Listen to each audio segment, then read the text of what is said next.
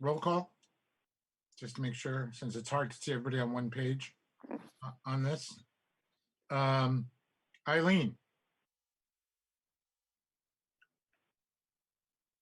Eileen? Here. Okay. Yep, here. Jane Trombley. Here. Dominic Moranti. Here. Thank you. Dewan. He said he might be late, and I imagine Shearshaw is late for the same reason.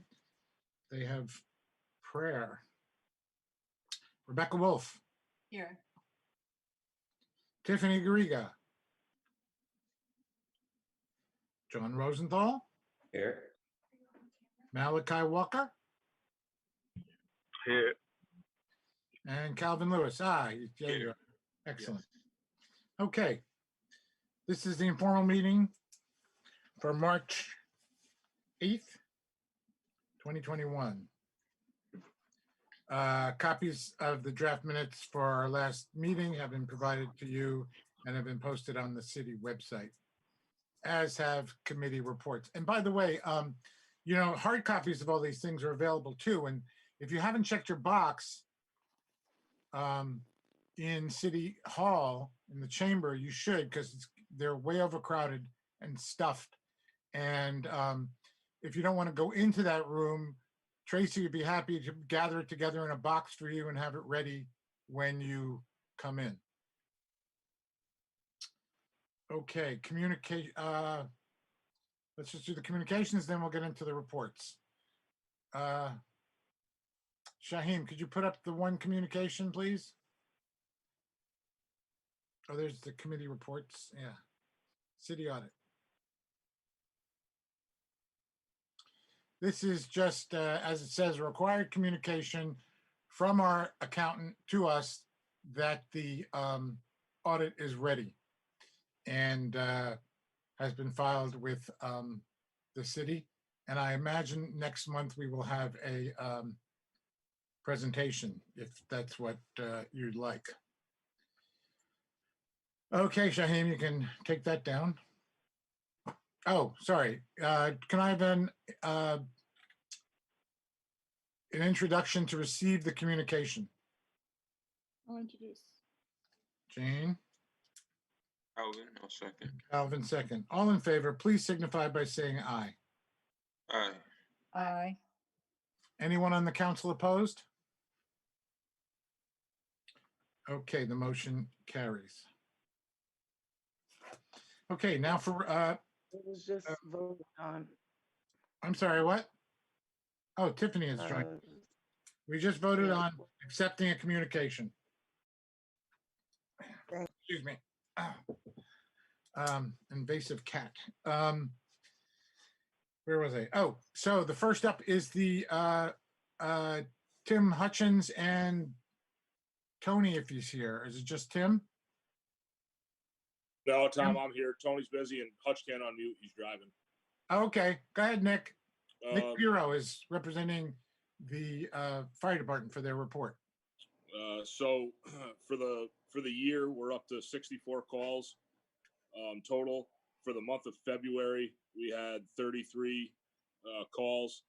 That includes the one structure fire on Lower Columbia Street that was a fatal fire. That's for the calls, that's all we have. And just the LoSAP for 2020 will be forwarded hopefully this week, so that can get on the desk to be voted on. I think that has to be done by the end of April. Oh, we didn't do that last month? No, that was to add the extra points. Oh, right. With their state, this is now all of the points combined, and that report that has to be forwarded. Right. Dewan has now joined us, by the way. Just an update on the ladder truck as well. We got a date from E1. It will be completed at the end of July. We have also been selected.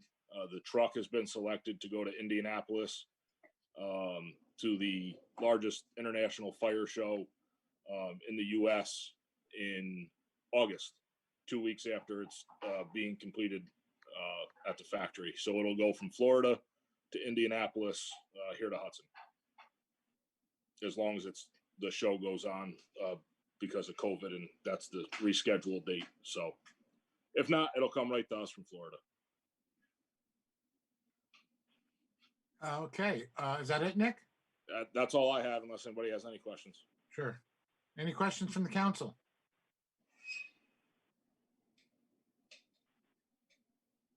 Any questions from the public?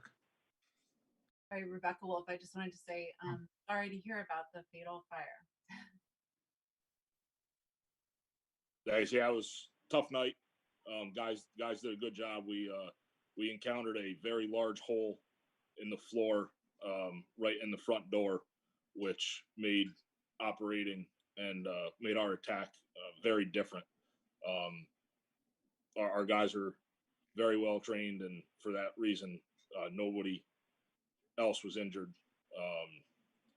And unfortunately, the female that lived there did perish, but no injuries to any firefighters during that operation.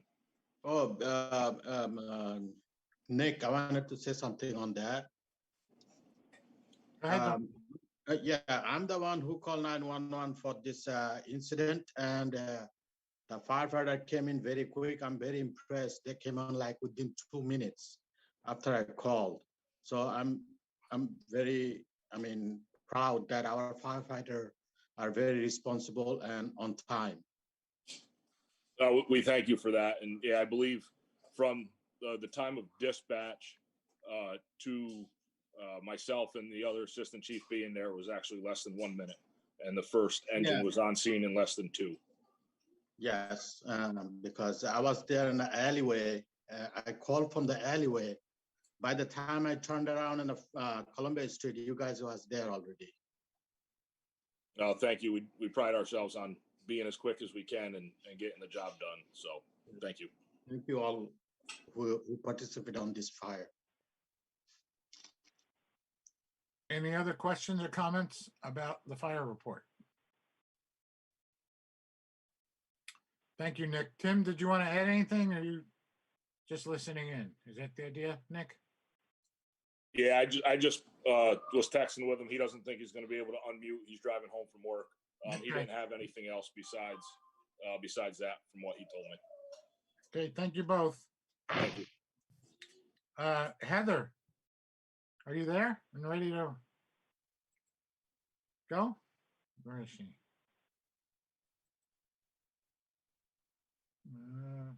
I don't see her. Yeah, I don't see her. She was here and now she seems to have disappeared.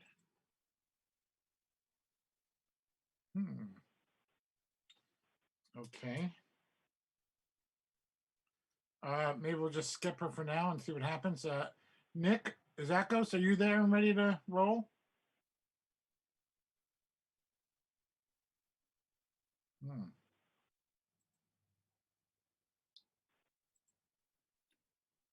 Nick? You know, the link wasn't on the city website. I don't know why, but Yeah, it was. Link for the Zoom, yes, it's in the city website. It's on the city website. huh, okay. It went up maybe after you looked. It didn't go up. Okay, Nick is having tech problems. I guess a lot of people are having tech problems tonight. And since the chief is here so bright and early and looks like he's ready to roll, let's go with the police report. Chief Moore, please. Got to unmute yourself, Chief. How's that? Okay, sorry. Hi, good evening, everyone. The mandatory statistical reporting under the executive order section 9 has been sent to the mayor. I can give you a quick summation. Bear with me. For the last month, the month of February 2021, we arrested 21 individuals. It's the new mandate has it broken down by race. That's 15 people identified as Caucasians, 5 as African American, 1 Asian. The use of force incidents was 1. We had no reason to do officer intervention of excessive force. 38 bookings done, 6 calls for emotionally disturbed people, and 2 suspected overdoses in which, in both instances, the officers administered Narcan. The traffic tickets, now, in the meantime, we've had Resolution 13 ready to be submitted, where we cleaned up some of the language with the city attorney. But the goal is to get towards the most reporting as possible on traffic ticket enforcement. So since we've kind of cleaned that up, we're looking at about a 93% reporting of our sex and or gender and race on traffic tickets, so we can monitor that. And the tickets for February 2021 showed 79% Caucasian, 11.6% African American, 7% no race determined, and 2.3% other as other. So that's part of the new reporting we're doing as part of Resolution 13 to try to ascertain people's gender and race when we issue traffic tickets.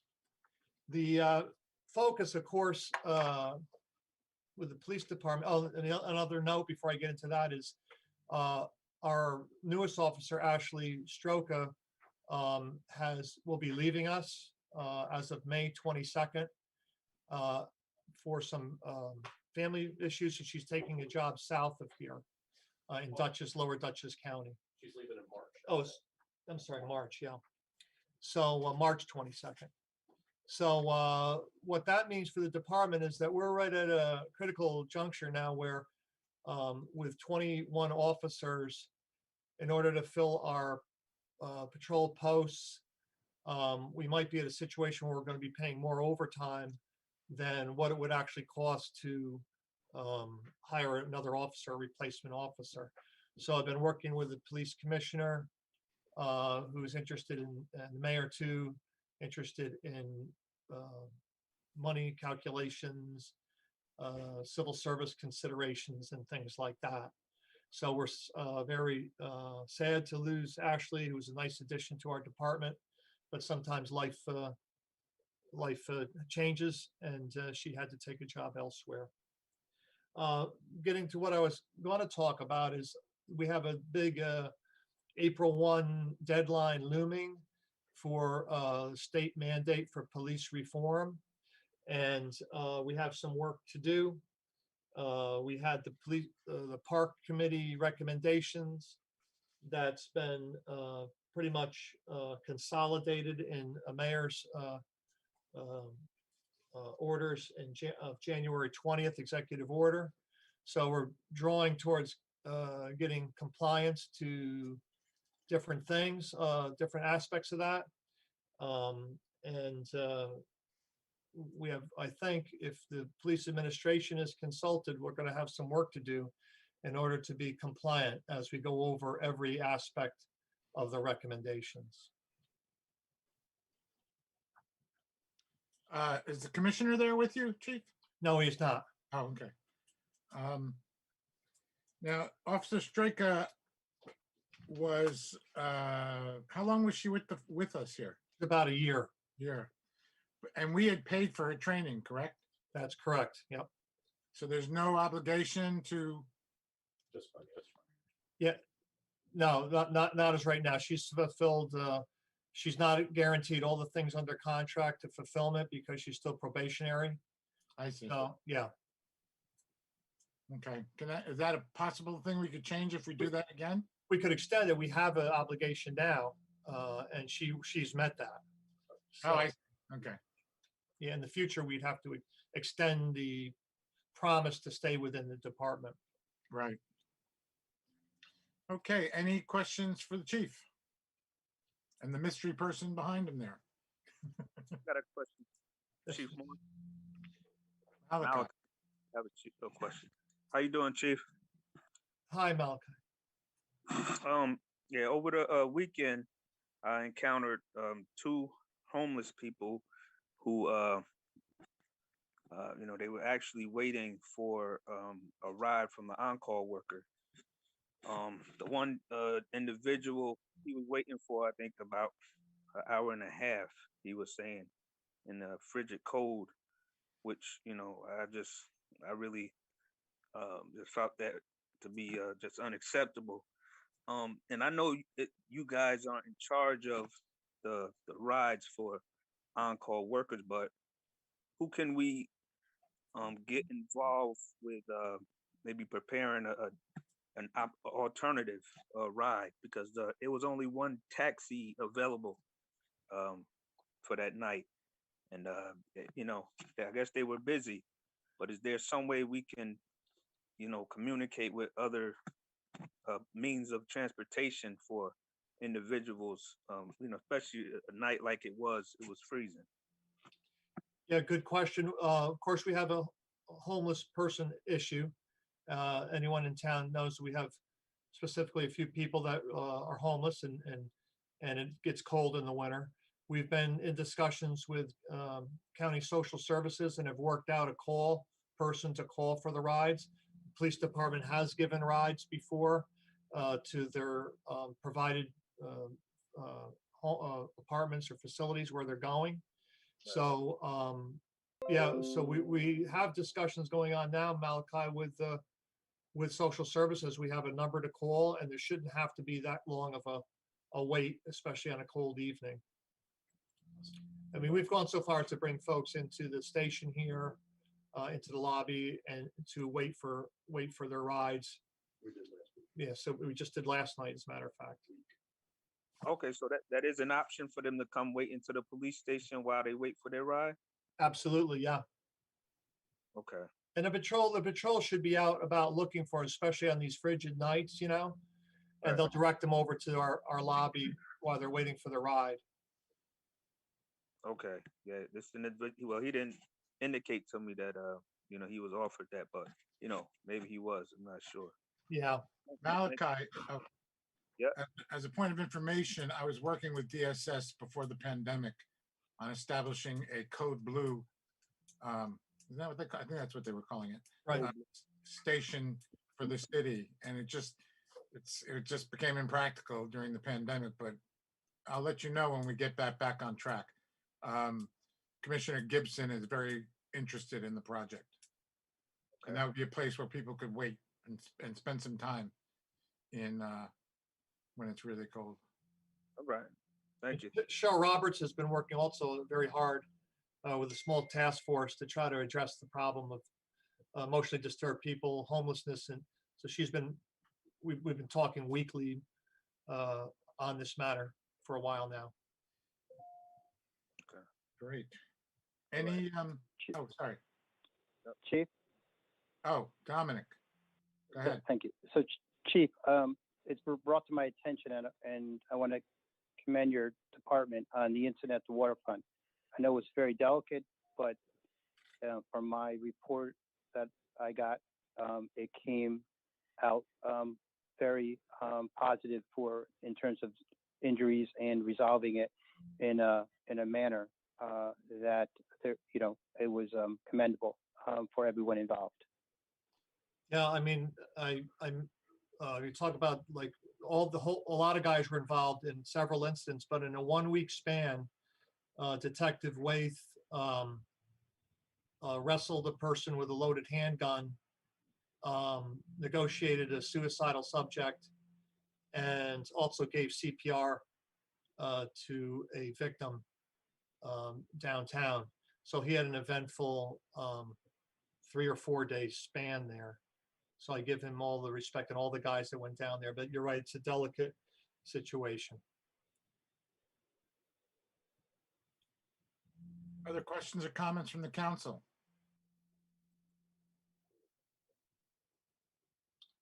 Would the public like to ask any questions? Bill Houston here.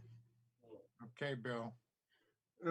Chief, as you know, and you and I discussed it last year, the problem of 2 or 3 people on the 7th Street Park that were a consistent problem late last summer and the fall, before it got cold. It was a pretty serious problem. I called in several times about these guys sleeping on the benches, smoking cigarettes, drinking beer. To my eye, spending way too much time in that 7th Street Park. And I'm just wondering, the cold nights are not going to be around much longer, and cold days. And I know these 2 guys, they're still around. I saw them yesterday. They'll be back in the park doing the same thing as last year unless the city does something to prevent it. And I'm just wondering, have you thought about it? What can we do besides me calling your officers and your officers coming over sometimes and just telling these guys to stop it?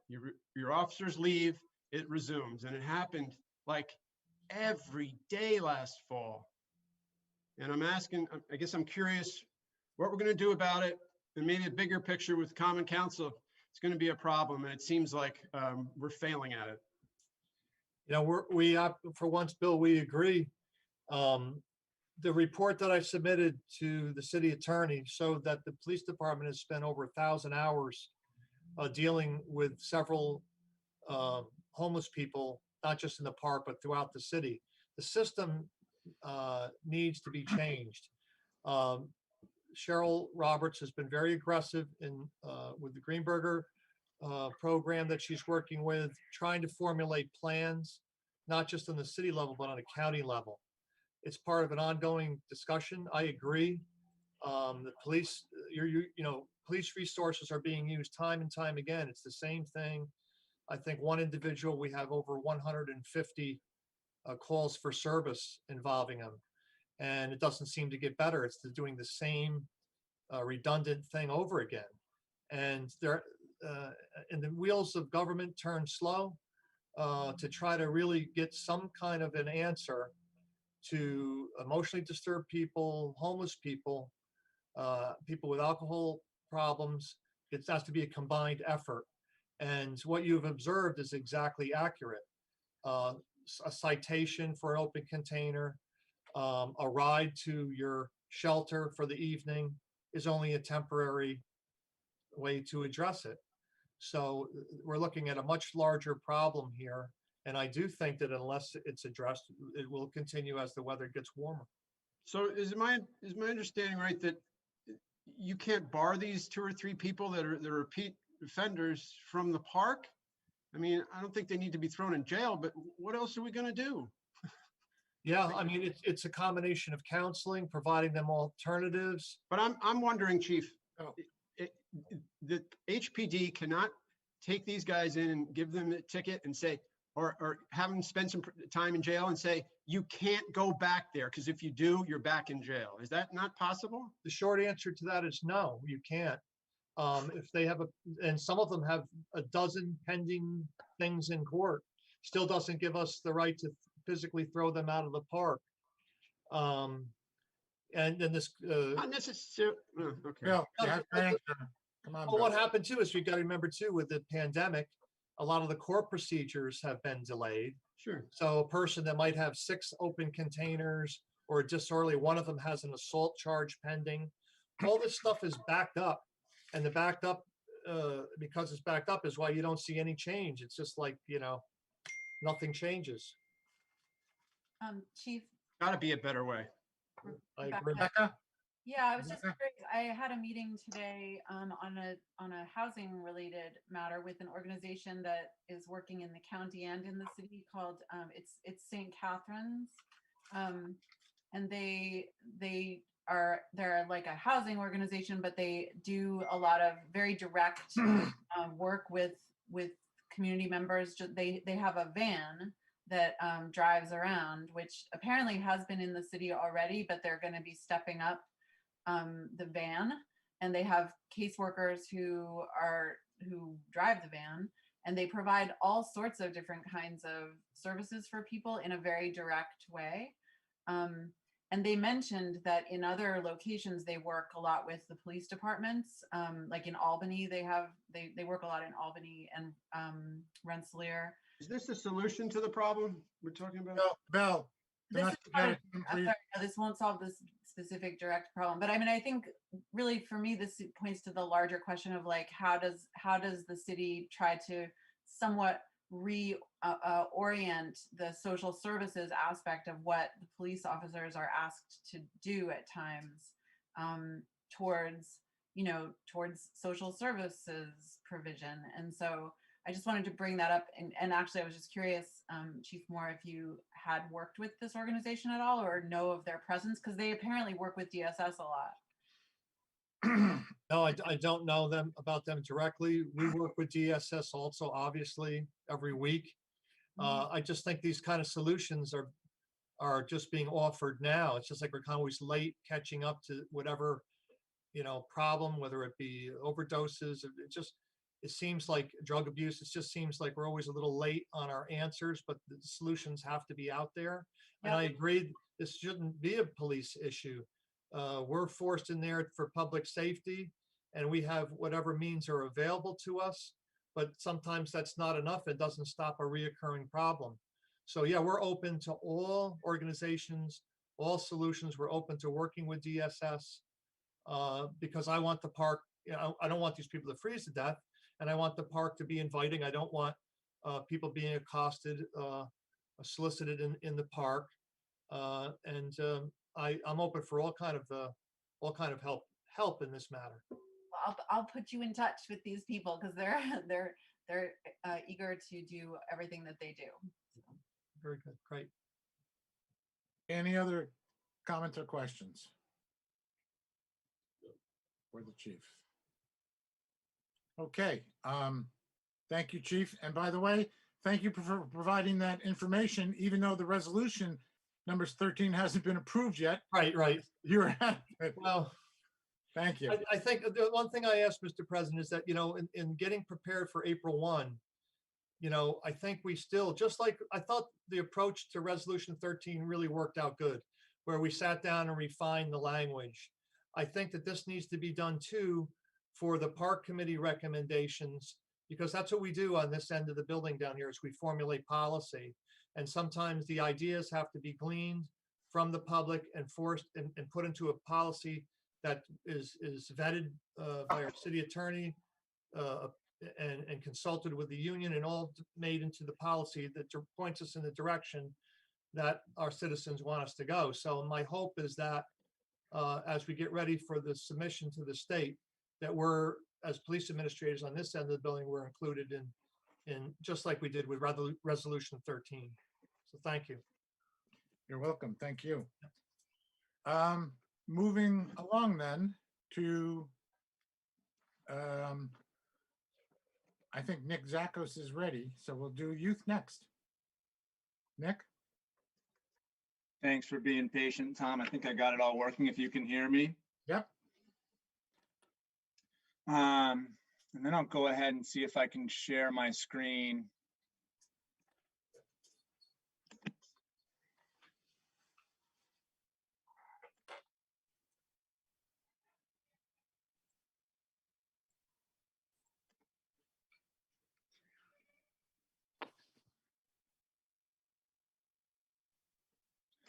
Great. So I've got a kind of reduced report this month since we still are closed for in-person programs to try to keep the meeting short for the night, but I've got some updates. And so we'll see if I can present this slideshow too. Does that work? Yes, yeah, it's working. Oh, Yeah. there you go. Yes. Perfect. So first update, obviously, is that Polar Plunge was an amazing success. I think over $40,000 was raised, which will be split between the Hudson Fire Department dive team and the youth department. And so that is just the first thing I want to do is thank everybody who was involved with that, the entire fire department, all of the volunteers, everyone who participated, everyone who donated. Every year I'm constantly amazed by the outpouring that we get for that. And the fact that it was pulled off in the middle of the pandemic in a safe way, and that we, you know, despite not being able to have people come, we raised more money than we ever have before. It was just it was an amazing event, and it was fun. And I heard a lot of people just really happy to be able to do something safely in person with other folks. And so it was really great. And as usual, the bulk of the thanks goes to Friends of Hudson Youth, and especially to Peter Frank, who really just takes this by the reins every year and does such an amazing job. It's really just incredible. I got a few more photos here to show. We may even see some elected officials in here somewhere. Probably a common council president somewhere in there hidden beneath a mask. That's funny. I was going to ask you, Nick, who from the council plunged? Not really. Just kidding. That fat one on the left was me, by the way, in the silver. He's in here somewhere. There I am. Oh boy. Big thanks to everyone who was involved. Just an amazing success and such a great thing that I can't thank everyone enough. It was really great, and so it's really going to enable I know the dive team to move forward, and for us to move forward with our summer programming plans and lifeguards, and so it's really a great thing. We are still currently closed for in-person programming at the youth department until further notice. Just as I said last month, out of an abundance of caution, we're going to remain closed. And if there are any updates to that, I'll definitely let everyone know. We are still, we're restarting virtual programming, which was closed down for a little bit. So that's back up and running right now. Here's a little shot from Instagram, an Instagram post. And our virtual programming, again, is a mix of social media content and also direct virtual programming with youth, accessing youth online, direct participation with youth. And, you know, it's difficult. It's not what our staff or the youth want, but it's what we can offer right now. And so I'm very proud of the staff transitioning and being able to do that. And we're looking at kind of growing that in the weeks to come. Next slide there. We did start this week our restorative justice program training, which was approved by the council last month and is a really transformative process. There was a good article in the Register Star about it, which we will be undertaking. And not only will our staff be trained in restorative justice practice and be able to kind of bring those restorative practices to bear with our youth, but we're also being trained as trainers. So the youth department can kind of move forward as a place where that training can happen and where we can kind of be a resource for the entire community for restorative practice and restorative justice. So that's really exciting. That's going to be ongoing. The initial part of that will be ending this week, but it'll be continuing for months because it's a very intensive long-term training that we're doing. Again, very excited about that. Some other really exciting news that I can just release today. If I can get to the next slide.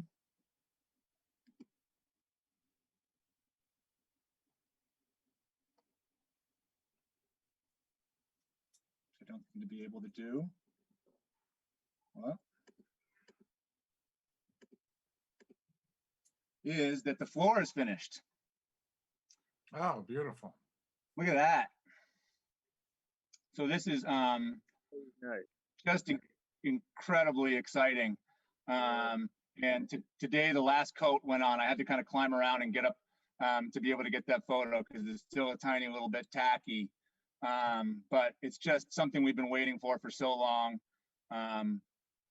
The estimate was from the guys who were there that it hadn't been done in over 30 years. And so this is just a really gigantic improvement for the youth department. And, you know, kids have heard about it. Everybody's so excited. In addition to just the looks of it, the floor is even again.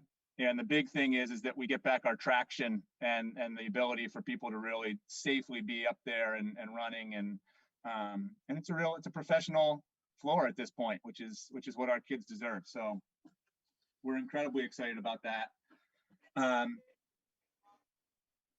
We'll have next month some more photos of some of the other kind of significant improvements that are happening in the youth center. It's really every day there's some other great stuff happening there. The big ones this is our tech room, the old computer room, which is really getting a new life, and it's really exciting. Painting, total redone, lots of work on the computer. So when the kids get back, that's going to be a very exciting thing. The hiring process is ongoing.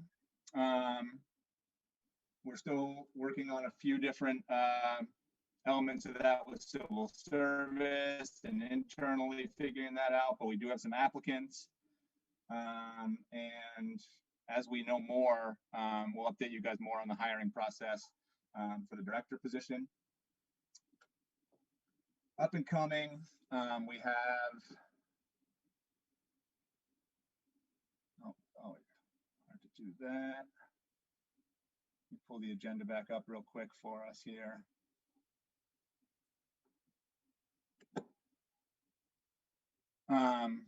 We are reviewing the potential of trying to reopen for in-person programming in the spring.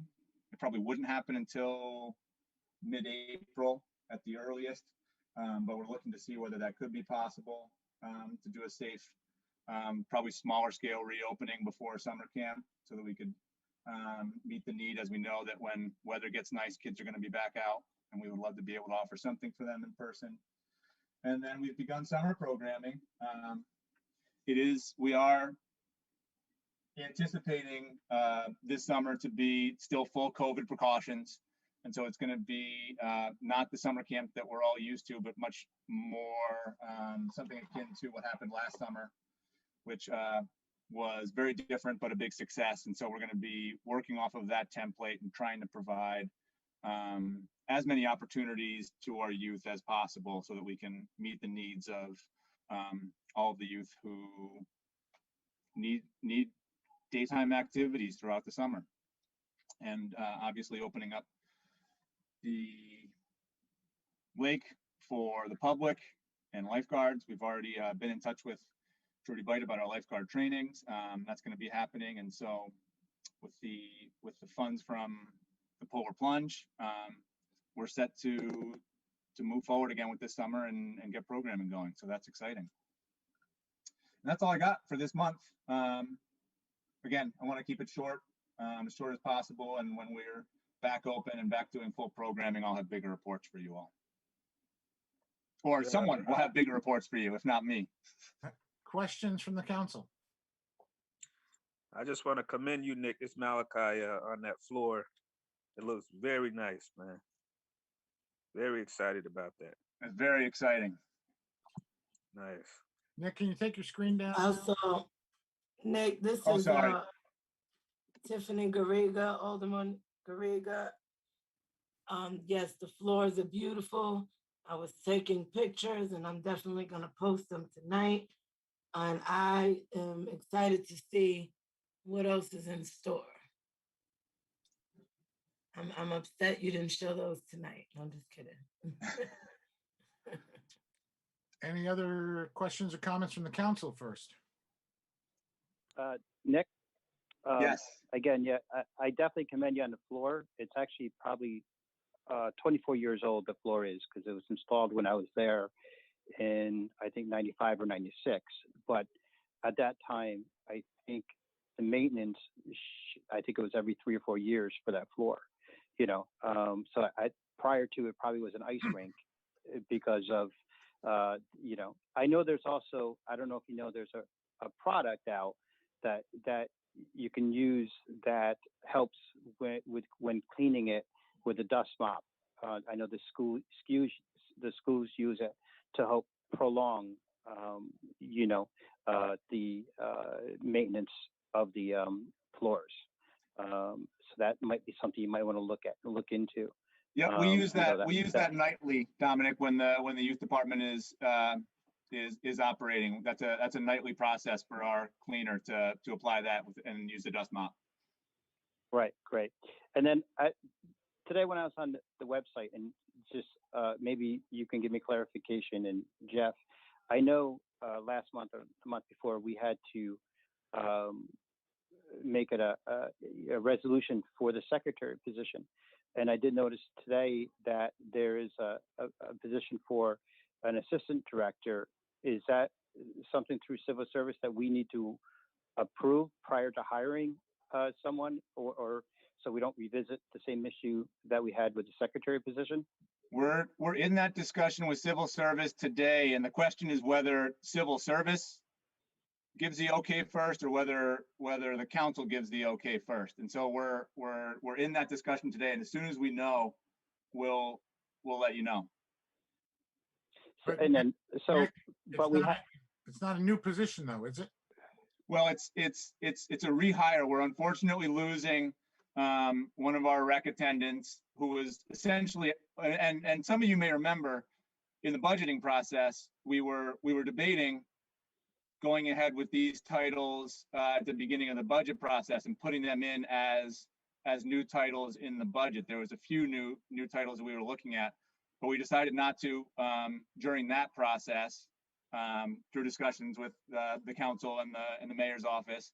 And so this was the process we decided on, is that we would, when we were ready to and we wanted to, and what came up is the unfortunate leaving or the moving on of Atia Beg, who's basically our second in command at the youth center. And so we thought this was the time, since we're going to be rehiring, to go ahead and go to civil service and say, let's look to create this new title that we've been talking about for a while of assistant director. So Nick, so what? Oh, sorry, go ahead, Dominic.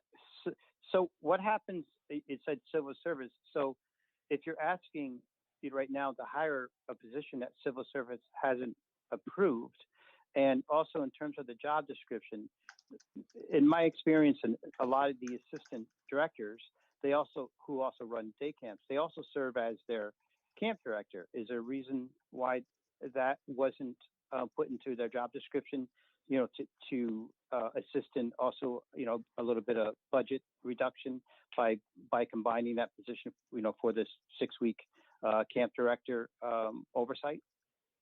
I don't know if I understand the concept of saving money. Like definitely in the job description, there is the concept of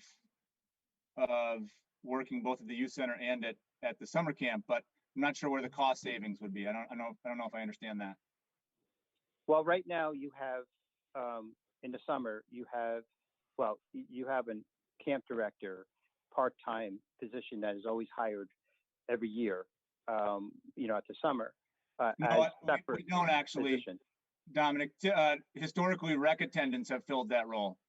We've never hired an individual camp director, and I don't think that's a civil service title.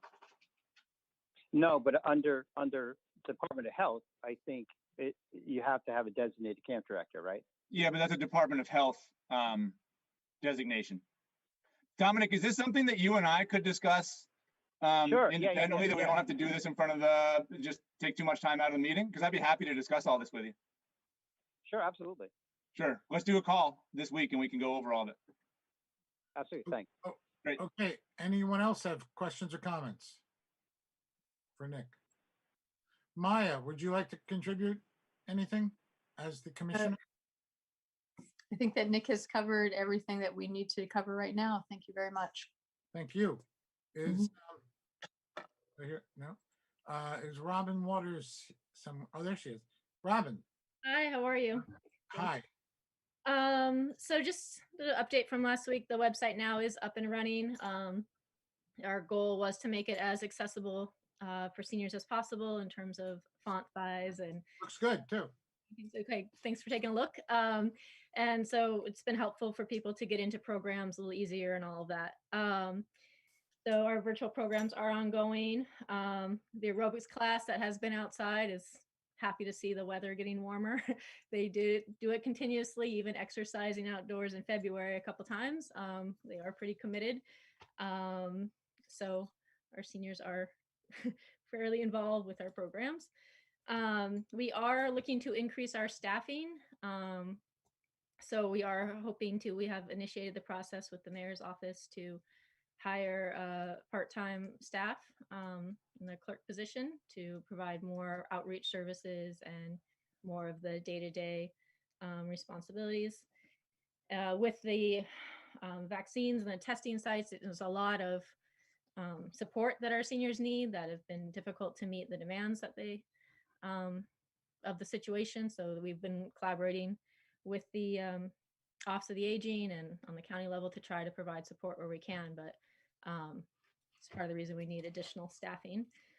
In response to last month's meeting, somebody had asked about becoming a paid caregiver. So we did create an infographic about that that is on the website under the resources tab, if anybody is interested in that. There's one that's up there about how to become a paid family caregiver. And there are quite a few resources specific to veterans. So people may want to take a look at those and help distribute those as fit. And we're just continually adding. So anything like that that people might need in the community, if you want to reach out and let us know, we will try to respond accordingly. We are working with the carrying majority in their push to raise caregiver pay. That is a push statewide for, as I mentioned last month, it's a $4 billion ask, but it would raise the caregiver pay above minimum wage, which would be the first state in the country to have caregiver pay be above minimum wage. So we're working on that. Advocacy around the nursing home situation has been effective. So that's the ongoing investigation of the governor's handling of it. There is more information that will come out around that because it is right now the investigation hinges on the reporting of the numbers, but there are several other issues with his handling of the nursing home crisis that will be more closely examined when that investigation continues.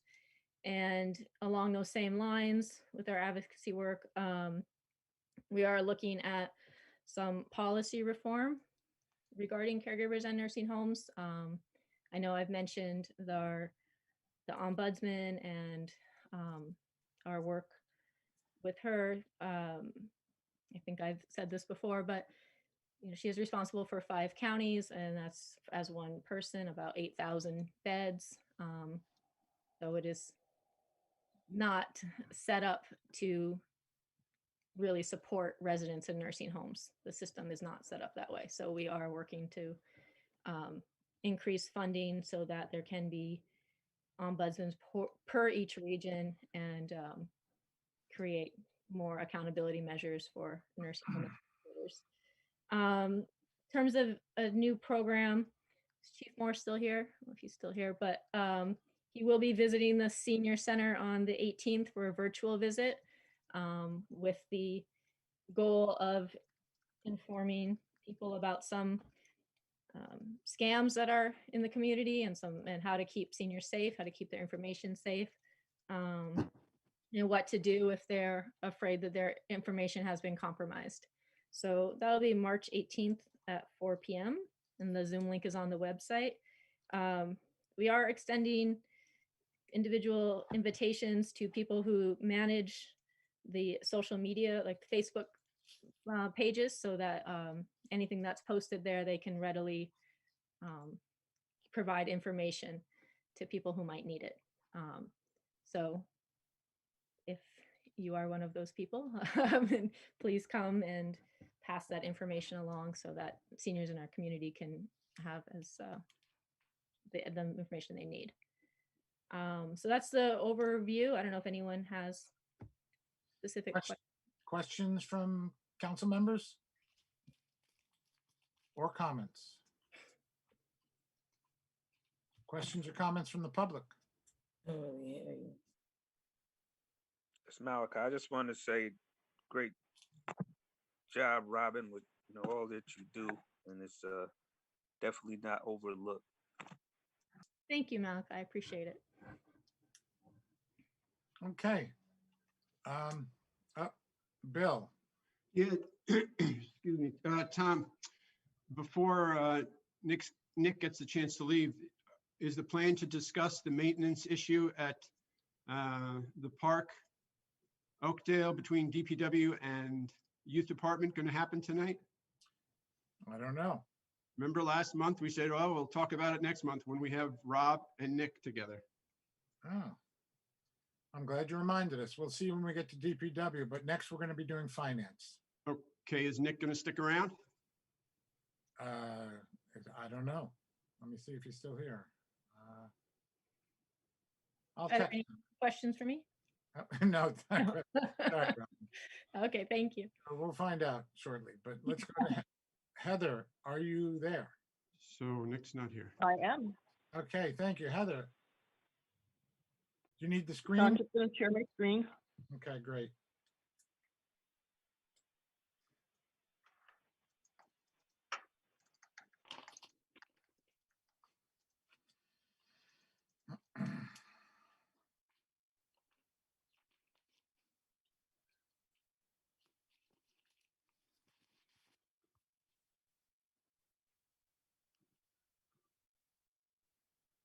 Okay.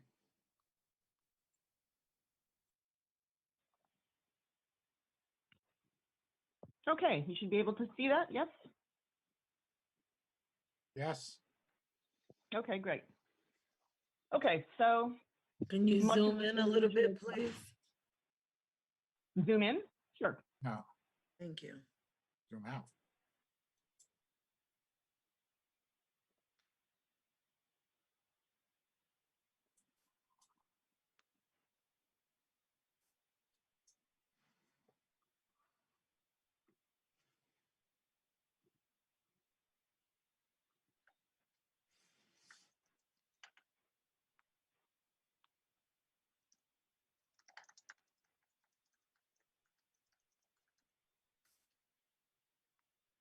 Ah, that's perfect.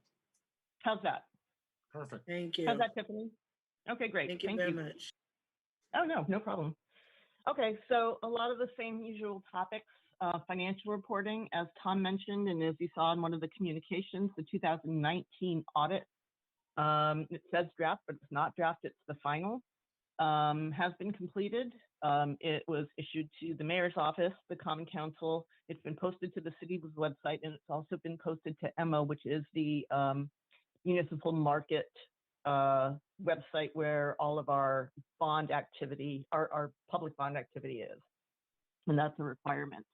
One thing I'm very pleased about is that for the first time, I think in probably 20 years at least, literally no adjustments made by the auditor to the financials that we completed in June. And that's especially gratifying because 2019 was the first year that my office and me actually took over the all the year-end accounting, the adjusting journal entries for 2020. So I'm not going to go into details, but it's, you know, it's a lot of issues in terms of how things are recorded on the balance sheets, you know, what the, you know, how you calculate the allowance for uncollectible taxes, what relationship that has to deferred revenue. And we used to pay a fee accountant to do all of that work for us. And so 2019 was the first time that we took it in-house. And I'm pleased to say that obviously we did it well. So the 2020 AUD, for those of you who don't know what that is, it's called the annual update document. And that is a document that we have to prepare every year. It's due by May 1st of the year, and it's for the prior year's entire annual financial picture. So obviously, you know, the budget and what's related to the budget and how we performed against budget, but also all the balance sheet issues in terms of what are our assets and our liabilities and all of that stuff. So we're working on the 2021. I anticipate starting the 2020 audit almost as soon as we file the AUD. As you know, we started the 2019 one very late because of COVID. But if you remember, you all approved a 3-year agreement for an auditor. So they're ready to go. not a lot of time between the 2019 and the 2020 audit work because of the delay in 2019, but nonetheless, I'm confident that we will get that done and we will get it done in a very timely basis. In terms of borrowing, nothing really new on this front. You heard Nick Piero talk about the fact that the fire truck is now not going to be delivered until July. I'm taking another look at that in terms of the timing related to the other things that we're borrowing for the first borrowing of 2021, because it includes not just the fire truck, but WQIP, which is the Water Quality Improvement Project, which is the pump stations work, which has already begun. And that would be money that would be funded and paid for by the sewer fund. And then the WIA, which is the water infrastructure improvement thing, that's a technical term. And that's putting in a new pipeline, I believe, in Washington Street. And then, as you all remember, you approved another bond resolution for the Promenade Park portion of the DRI, because that's going to happen in advance of the other elements of the DRI. So those 4 elements we're going to be borrowing for approximately 4.1 million. I anticipate going out in the market this month. And that will result in a 1-year bond anticipation note with approximately $35,000 interest due in 2020. And then depending on how quick some of so the fire truck will eventually be turned into a long-term financing structure. Only a portion of the WQIP and the WIA funds will, because a portion of both of those projects will be reimbursed by grants from New York. And then the Promenade Park should be reimbursed entirely by New York through the DRI process. So depending on the timeline of how long these projects take to complete, and depending on when those reimbursement funds come in, will determine it will determine, number one, how much money we actually have to bond permanently, and when we can do that. So, and we've also talked, and this is also not new news either, talking about the second round of borrowing to come out in 2021, anticipating probably August or September. And that's going to be the balance of the DRI projects. That's going to be a pretty sizable one, because that's going to include the street improvements, which is the combination of the cross street and the front street improvements. So that's somewhere north of $3 million alone. And then the NIPA streetlights project, which we've talked about for probably close to 15 months at this point, which is replacing, the streetlights with LED. And something that Rob and I have been talking about for quite some time. And so that's expected to be the second contribution to what we're going to borrow against. So operationally, I'm just keeping this on here because I want to make sure we don't lose sight of it. Yep. Is that we still have the OSC corrective action plan to put into place. I didn't bother to attach the details again, because I know it's been shared with all of you at least a couple of times.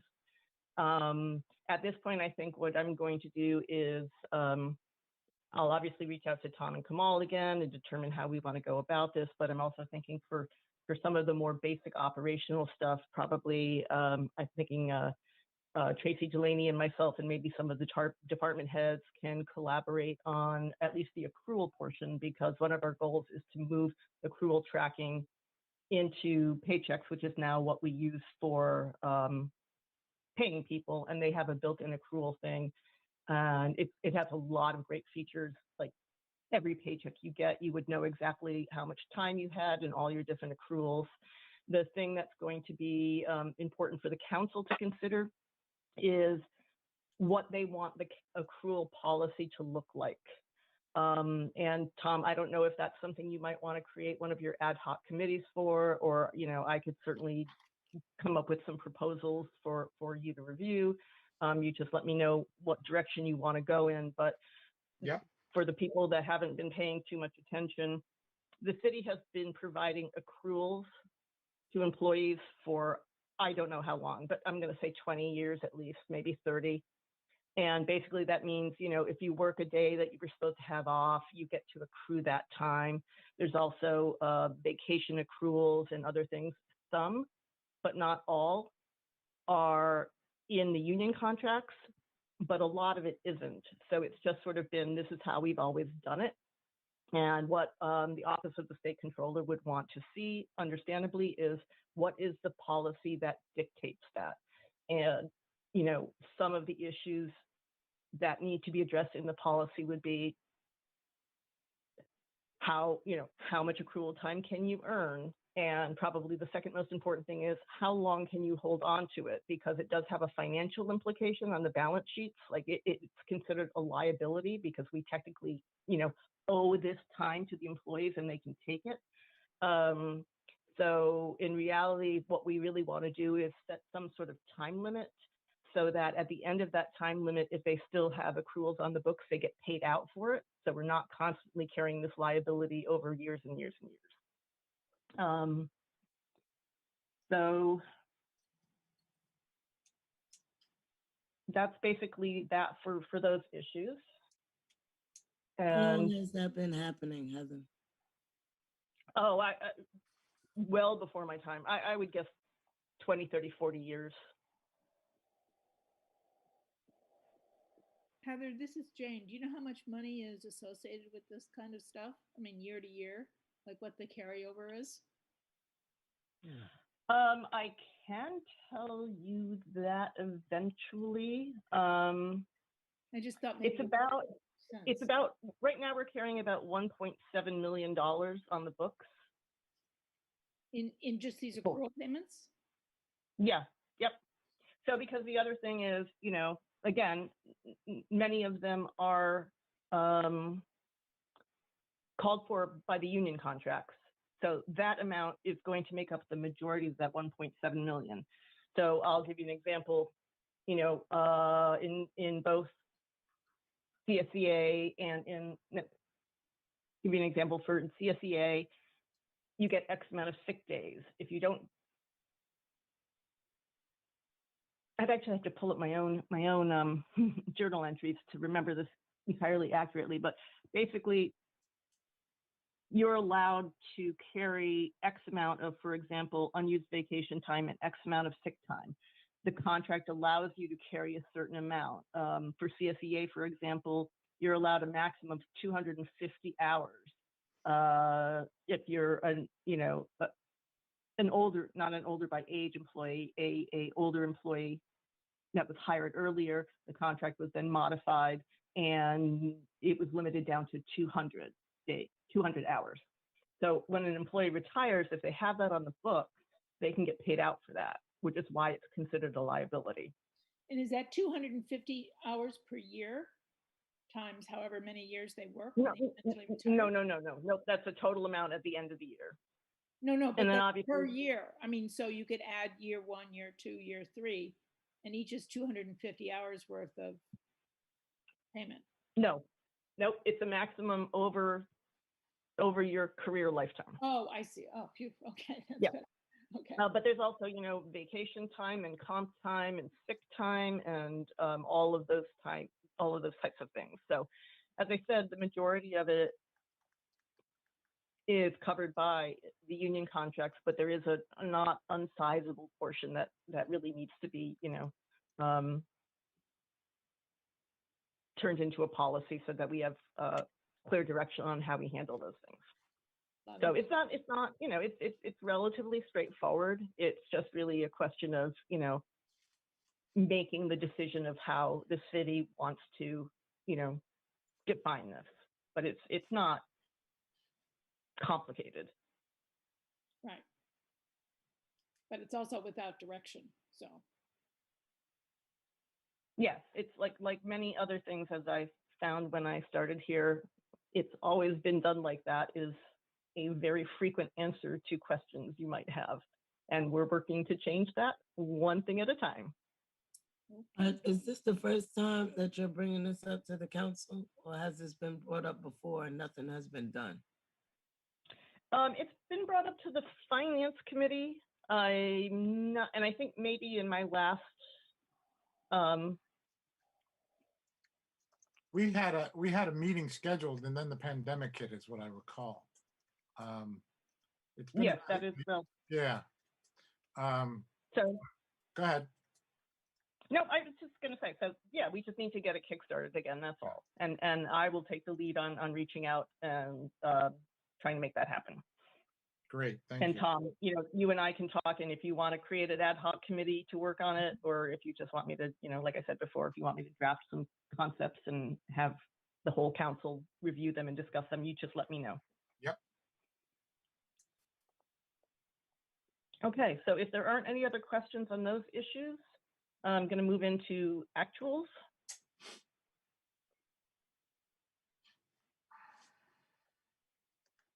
Okay, I'll take that as a yes. Okay, so we've had some additional chargebacks to revenue lines. So the numbers have improved a little bit over what they were for last month, but obviously not significantly, nor were we expecting them to. So you can see for the on and off street parking, we're currently at 51% of the budget, but you'll see on the next page when I look at my second cut of where I think 2020 might come in, we're looking at probably another $25,000 to add to that. So it's not going to be, you know, it's not going to get us close to budget, but it will be slightly more than what you're seeing right now. Front Street Municipal Lot, we're at, you know, basically a third of where we were for the budget and a third where we were a year ago. I don't see that number changing significantly. There might be some small chargebacks, but I don't think it's going to change substantially. Parking and other permits, we've got a small amount of money that we've identified to be charged back, so that will increase to some extent, and I'll show you that on the next page. And then parking tickets is pretty firm at 77% of where we were a year ago.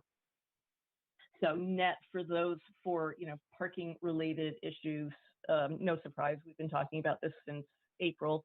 We're about 60% of where we were a year ago. Building permits and fees is a little more, a little bit better news. Plumbing permits, you know, right now we're at about 60% of where we were a year ago. I don't anticipate that changing substantially, but we did actually come in basically right at budget on building permits. And so that's good. And that does include, there's a couple places where I had information about what some of the chargebacks would be. So I added them into these numbers. So they're not technically put into the general ledger yet. So if you look at the revenue for this line, it might look high, but I just added what I knew was going to be charged back so we get a more realistic view. So that ends up being, you know, almost 100% of what the budget was. So that's a plus.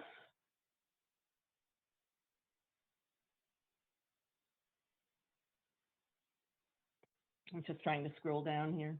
A little slow, bear with me.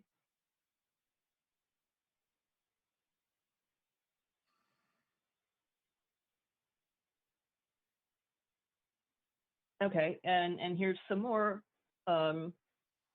reasonably good news. Again, this is a number that I added what the chargeback is going to be into so that we could see what the year-end number would really be like. And you can see that we ended up actually at 1.846 million in sales tax. Our last amount that we got that'll be charged back that we received in March, that'll be charged back to 2020 for the fourth quarter, was actually $503,000, which was slightly better than what I had estimated. So that was good news. Mortgage tax and lodging tax, you know, that's not going to change. Lodging tax will change a small amount, but just based on the way that that tax has been coming in, I don't anticipate it to be a significant contributor to the balance of 2020.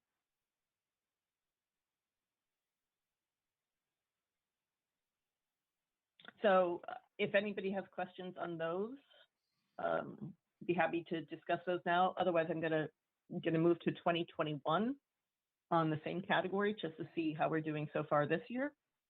Okay, any questions? I don't see any. Rebecca, I have a question. Okay. Heather, so we both sit on the IDA, and in the IDA, we heard a report from Camoin about like an assessment of the county of the sales tax, like of what percentage of the sales tax actually is coming from the city of Hudson. And I think they analyzed it as being 20%. And I just wonder, I mean, this is something that I've never heard. I don't really know if anybody has a sense of like whether it would be advantageous to the city to basically try to receive a higher percentage of the sales tax, you know? I mean, so I wonder if you could say anything about that.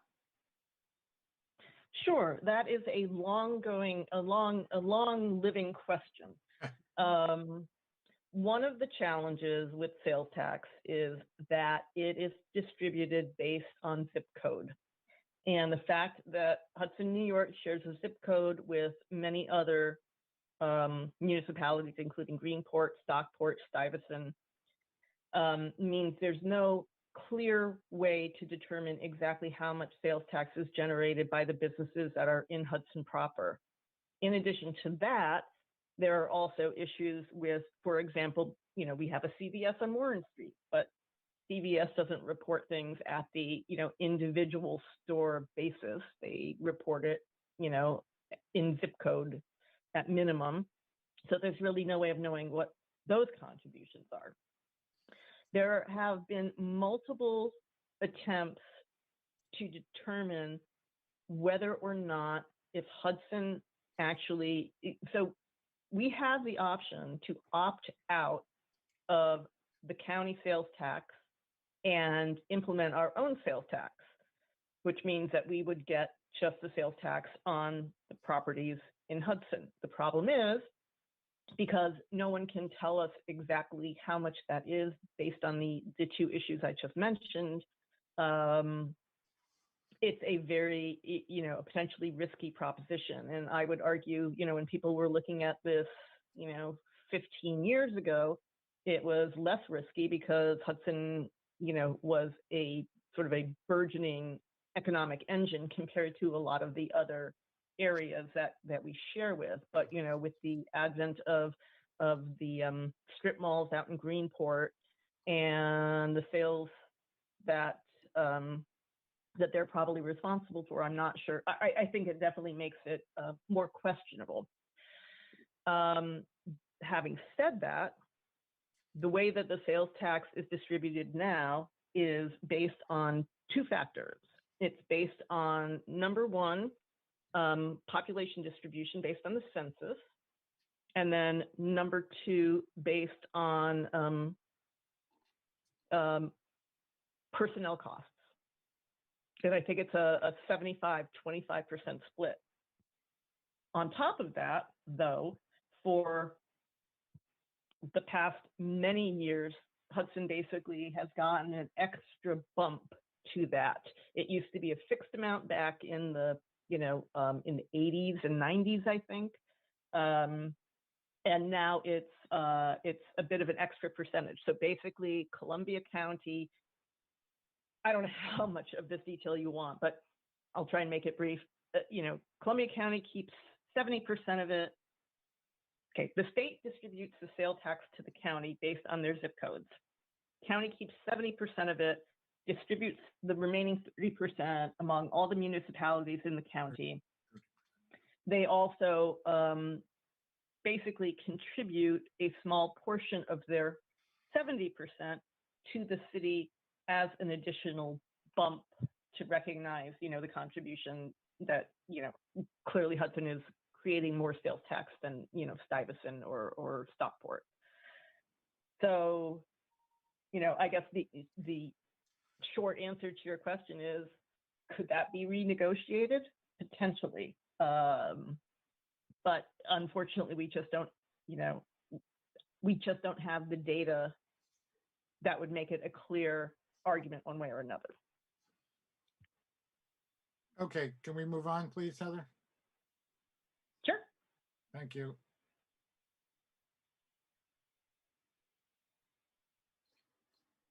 Okay.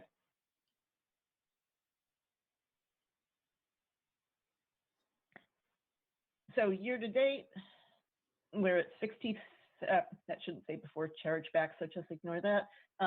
So 2 months in, 16.7% of the year. And you can see that don't be overly concerned about the on-off street parking because that's always identified retroactively just by the nature of the way it's collected and deposited. Front Street Municipal Lot, I don't think we're surprised about the fact that we didn't see much action there, given what's going on with COVID. On the other hand, parking and other permits is looking pretty good compared to the budget. And parking tickets is pretty much in line. So far, so good. Building permits and fees, we're at 12% of both of those numbers. And given the fact that it's winter and, not as much construction happens during this time, I think that's fine. And then we obviously don't have any other of the tax revenue numbers yet. I just wanted to leave this here so you can see what the budget was versus the 2020 actuals. So you can see we were actually very conservative on the mortgage tax, although that does fluctuate considerably year to year by, like 80 grand either direction. It just depends. We were a little conservative with the sales tax, and hopefully that's going to be much closer to the 2020 actual. So I think there's potential upside there. On the other hand, lodging tax, we're going to have to wait and see how that comes in. Okay. Okay. And so, again, this is basically my second cut, and it's not substantially different from the first cut. We have updated revenue numbers, which actually increased slightly the difference up to 1.5 million.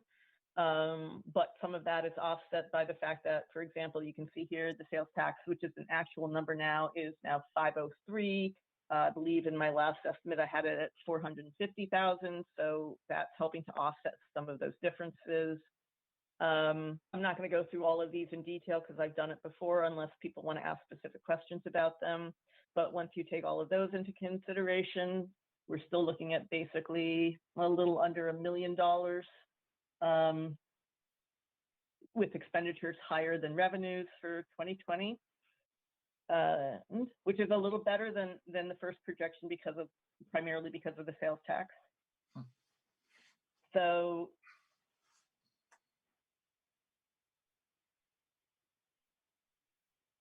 again, unassigned fund balance of 2.8, and as I mentioned, nothing got modified in the audit, so that's a solid number at this point. You add the revenues, you reduce expenditures. That brings the 2.8 down to basically 1.8. Then 499,000 was taken to balance the 2021 budget. That should be 2021, sorry. Mhm. And then the encumbrances that you approved in last month's Common Council meeting were another 720,000, total unassigned fund balance from 2.81,000, which gives us 5.5% of the budget. One other thing I took a look at this month is, and it's unclear to me, I think we all know that New York State has been withholding 20% of all its financial obligations to local municipalities. So if they make good on that, that's almost another $300,000 that the state would owe us. And if you added that into it, that brings us up to 8%, which is obviously still not a great number, but a far better number. It's a better number, obviously. So I'm still waiting on guidance as to what becomes of the mysterious 20% that the state has decided not to pay, but I'm hoping something that we get to recoup. I've called a number of people about this in the state and it's still a mystery. I'm just curious, who have you been in contact with? I've just been primarily checking the state's website. Oh, okay. Yeah. Yeah, no, that's a question But I had for our Bill Rohr today, all these Yep. things as well as how we're going to get, you know, our share of the $1.9 trillion, which is going to be significant. Yeah. Or what our share of the 350 million, yes. million, yeah. Well, the point is, you know, the one thing that's clear is that it'll be the outright payment will just be a payment. But then there'll be so many other opportunities for tapping the money that the state has. But as we both know, the state likes to hold on to and control as much money as possible. Anyway, questions for Heather? Can you take your screen down, please, Heather, so I can see everybody? It's hard to tell if anybody's raising their hand or wants to talk. Anyone? Okay, here we go. John Kane. Thanks, Tom. Heather, just a couple of questions. Can you hear me? Yes, we can hear you. Thank you. Online purchases are recorded at the point of sale, distribution, or delivery. So if I order something from Amazon, is that recorded at the place it's distributed, or is it recorded at the point of sale for the vendor? Do you know offhand? I believe it's recorded at the point of sale. So for example, every year when I go to do our taxes, you know, I go to Amazon and I look at all the purchases that we've made, and it tells me how much sales tax I paid. So I'm paying that sales tax, I believe, to New York, and then I have an ability to, you know, basically overwrite it. Right. So if Amazon put like a distribution center somewhere in the county, that wouldn't necessarily change whether or not the city of Hudson should remove itself from the county sales tax. I don't believe so. I will say right now, I am not an expert in this field. That's my understanding based on my own personal experience. But yeah, my understanding is like they're reporting any purchases I make on Amazon to New York State in terms of sales tax. Okay, so that's just for the state to deliver.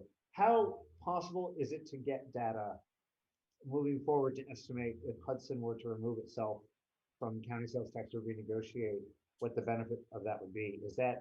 Is there like a significant cost, excuse me, is there like a significant cost to a study like that?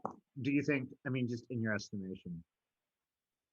I will tell you that people have been looking at that for 20 years. Most recently, Steve Dunn, who is a smart guy, was working on that actively. And I, you know, and did not find a path forward in order to determine how to do that. Yeah, no, I remember speaking to him and him saying that it was a really complicated process to try and determine whether that was a good idea. Yeah, no, it's a lot complicated. Yeah, and I guess my final question is just sort of general. The current economic stimulus bill that was passed by the Senate, the distribution of funds to state and local governments, are those being filtered through the state? Is some of that going through the localities?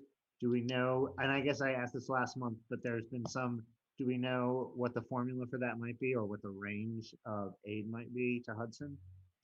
There's some distributions going direct and some is going indirectly by the state. Now, does that mean that there are two different ways it's coming through, or that there are two possibilities?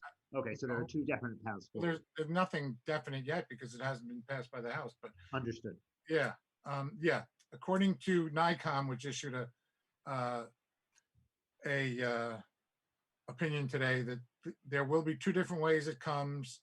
One is direct, one is through the state, depending on the nature of what kind of city you are, or town or village. So there's all kinds of. And the way that comes direct, is that based on population or is it based on need? The formula is beyond me. Okay, that's fair enough. All right, thank you guys. Thanks, Heather, as always. You're welcome. Okay, any other questions for Heather? And if not, we can move on to batting last, Rob Perry. Rob, are you there? I'm here. Oh, okay. Thank you for waiting. Yeah, no problem, buddy. Sorry. Shaheem, can you put up Rob's agenda? There we go. Okay, Rob, take it away. If you want to go to the other document, the one with the pictures. The supplements, yeah, there's two documents.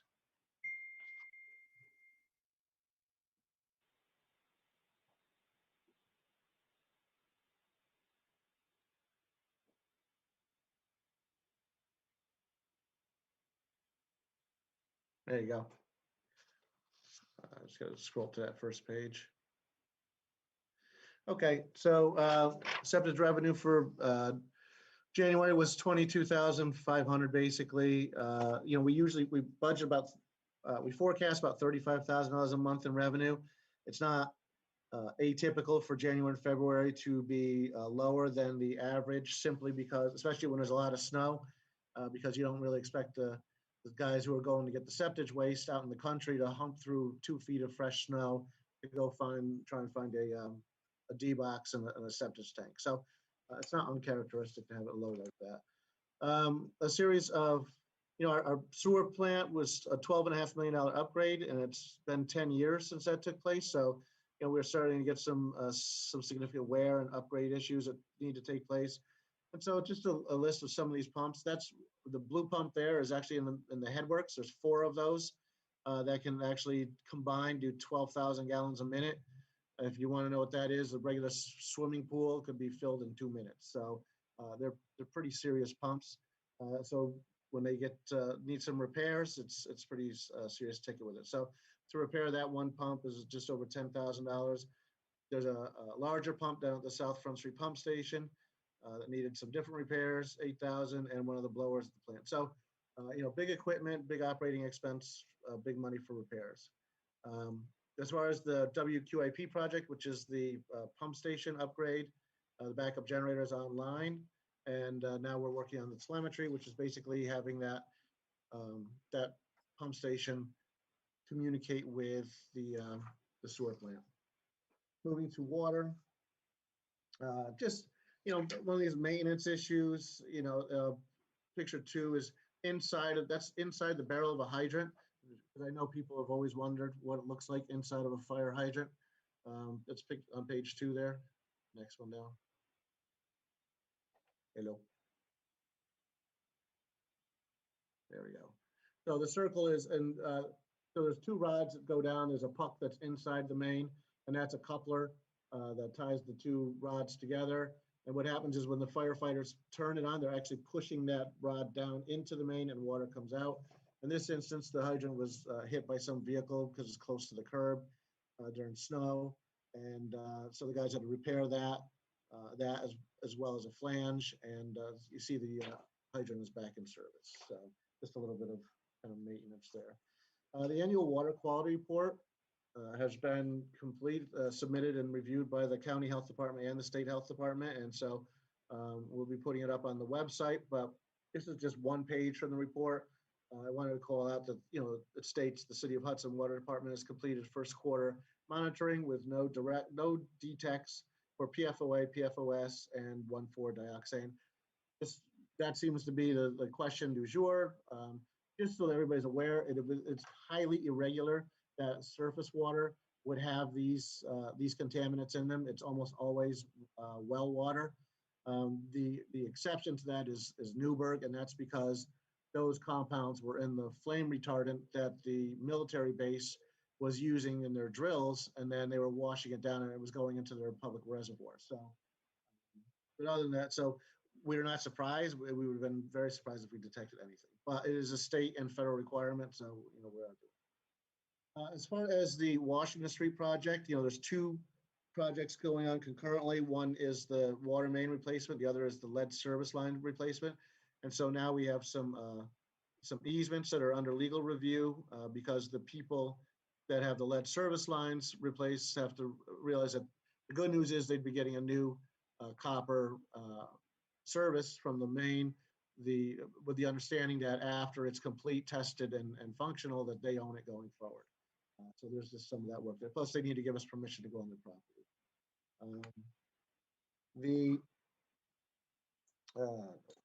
Next.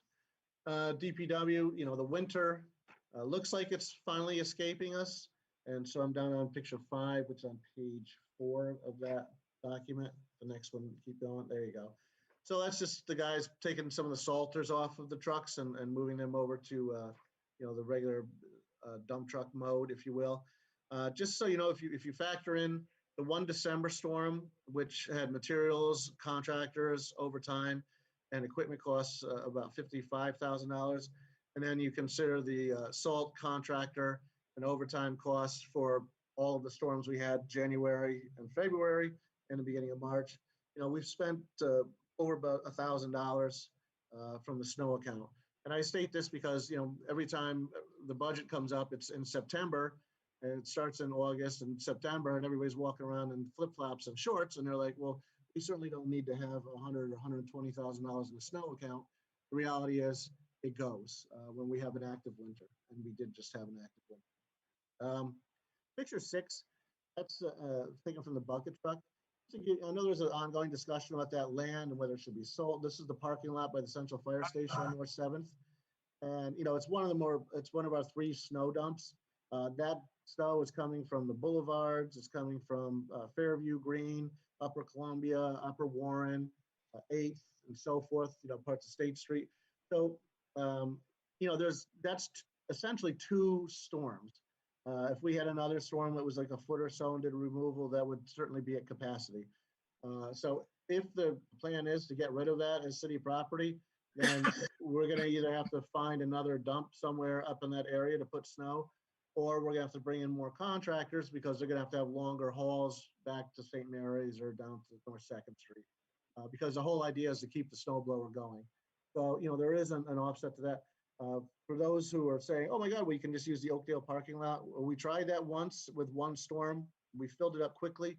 There's nowhere for us to push the snow because it's got the skate rink on one side. It's got the skateboard place on the other side. We can't really, and the other part of it is that the snow tends to hang around for a while into May and June sometimes. And, they start having events and guess what? There's still snow piled up on the parking lot. It just hasn't melted yet. And as you can see, it's pretty black. That's all the grit that gets picked up. The snow melts, the grit does not. So it makes quite a mess after it's melted. That's a dirt lot, so nobody cares. A parking lot, somebody's going to care. Hey, Rob. Yes. You used to use a second street extension for the snow dump. One of the 3 dumps. Yep, that's one of them. Okay. So that's that. That's it for the snow soliloquy. Now that we're, the snow is kind of over, we can get back to our normal winter operations. And so the next page, we've been taking garbage cans down and starting to sand them and clean them up, and, that'll be another month or so process there. There's like 75 or 80 cans throughout the city. This is on the next one, we got, so you can see that picture, the float on the top is actually, it's not really leaning because the guy is leaning his body over. Those floats are pretty well saturated. They have a useful life of about 10 years, and those floats are about 10 years old now. So they've been nursing them along for the last couple of years, but we're at a point now where there's like 30 or so floats need to be replaced. The quote is like $11,500. There's $3,000 just in shipping because they're manufactured in Minnesota, and it's going to take a full tractor trailer to deliver them. So, I've discussed this with, Mike Jamides. I think what we'll probably have to do is figure out which one of these docks work and which ones don't. And we probably won't put all of them in this summer, and we'll see where we are in the fall. Hopefully we have some money that we can grab and we can maybe order them in the fall and then, work on these next winter. This has been like an issue for the last couple of years, but it's just starting to get more significant because they're, like I said, they all were put in the water at the same time. So it's not surprising that they're all starting to go at the same time. Picture 10 down at the bottom, it's kind of hard to see, but there's actual tree that's floated into that north inlet. So we have to try and figure out how to get down there and yank that tree out because it's actually, when we pulled the docks out, it was catching on the dock. So it's in there pretty good. Let's see, it's many floats. And then the last page is just showing, this is me standing up on the upper tier of the Promenade Hill, and we started demolition. Trees. Most of the trees that are scheduled to be removed have been removed. The benches are gone. Today, they've actually gone a little further. We've taken down some of the walls. The spray pad is gone. This is part of the in-kind or services that the DPW are providing for this project. We still have to work on the main prominent. We're just working on the south side right now, but there is, once the contractor is awarded, which should be in 2 weeks, I guess, and they come and fence it off, then we'll come in and demolish that lovely orange and pink concrete that's in front of the Chamber of Commerce. But we'll leave that until we get closer, because it'll actually need to be fenced off and closed at that point. The power will be disconnected, so there won't be any lights in there. So at that point, the park will be closed until it's ready to be opened. And that's all I got. Thank you, Rob. I have a question from Tiffany Garriga. Okay. Shaheem, can you take down the, thank you. Tiffany? Thank you. In the picture, I couldn't really tell the dug up area. Is that just the entrance of the park, or is that the entire front of the park? I can't really tell. If you're standing at the entrance facing the river, it's everything to the left. Okay, so that's where the splash pad is, where the merry-go-round used to be. And the sprinklers and everything? That's all gone, yep. Okay, and that's gonna be replaced? Yeah, it's gonna be replaced up by where the slide is on the other tier. Okay. Also, when you get a chance, could you please email me those pictures? It's hard to see on the screen. Thank you. Sure. Okay, any other questions? Dewan. Dewan, go ahead. Yeah. Hey, Rob, you mentioned like you guys test water. How often you guys test water? Well, if it's something like turbidity, which is the clarity of the water, or if it's the chlorine residual, that is tested continuously, 60 minutes an hour, 24 hours a day, 365 days a year. Other pH is tested in real time all the time. We take samples from the distribution system to test chlorine residual and other chemical things, TOCs, some other disinfection byproducts. Those are tested every 6 to 9 days, depending on the time of year, I believe, at several points. Lead and coppers are tested 3 times a year. Organic compounds are tested at the Churchtown Reservoir a couple times a year. So it's a very technical and it's a highly regulated process, as it should be. It's public water supply. But a lot of it is hand sampling and a lot of it is technological real-time sampling. Thank you. Rebecca Bohr has a question. Hello, everyone. So I actually have a question specifically about what we're testing in our water. I was looking through the water quality report from 2019, and I saw that there's a couple of synthetic organic chemicals that we're not actually testing for. And all 4 of them are all herbicides, one of them being glyphosate. And I was just wondering, is there a reason why, we have this state waiver that, doesn't require us to monitor these compounds? I'm just curious about this. If you can shed some light on it, Rob. Thanks. Yeah, I don't have any idea. I know that the State Department and the county both review what it is that we're testing for. So they must not require us to test for that. Thank you. When you say you're testing water, where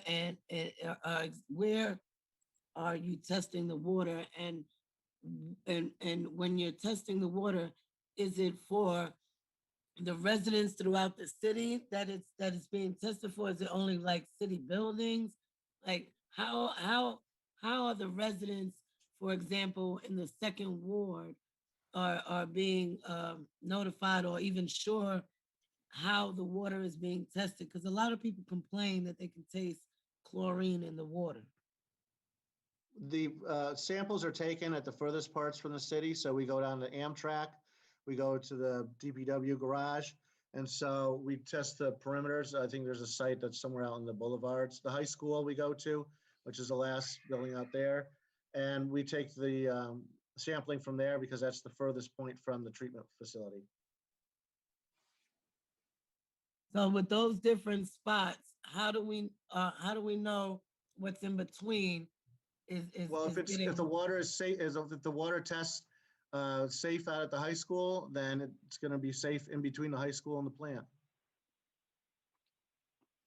It's not going to go get bad and then cure itself on the way to high school. You know what I'm saying? It's not going to get contaminated somewhere around the boulevards and then all of a sudden tying itself up. So when people decide to break the sidewalk, when they decide to purchase a home or a business, and they change the pipes that are underground, and they say because it has something to do with the water, what part does DPW play in that? We play no part in that. The lateral services are the responsibility of the property owner.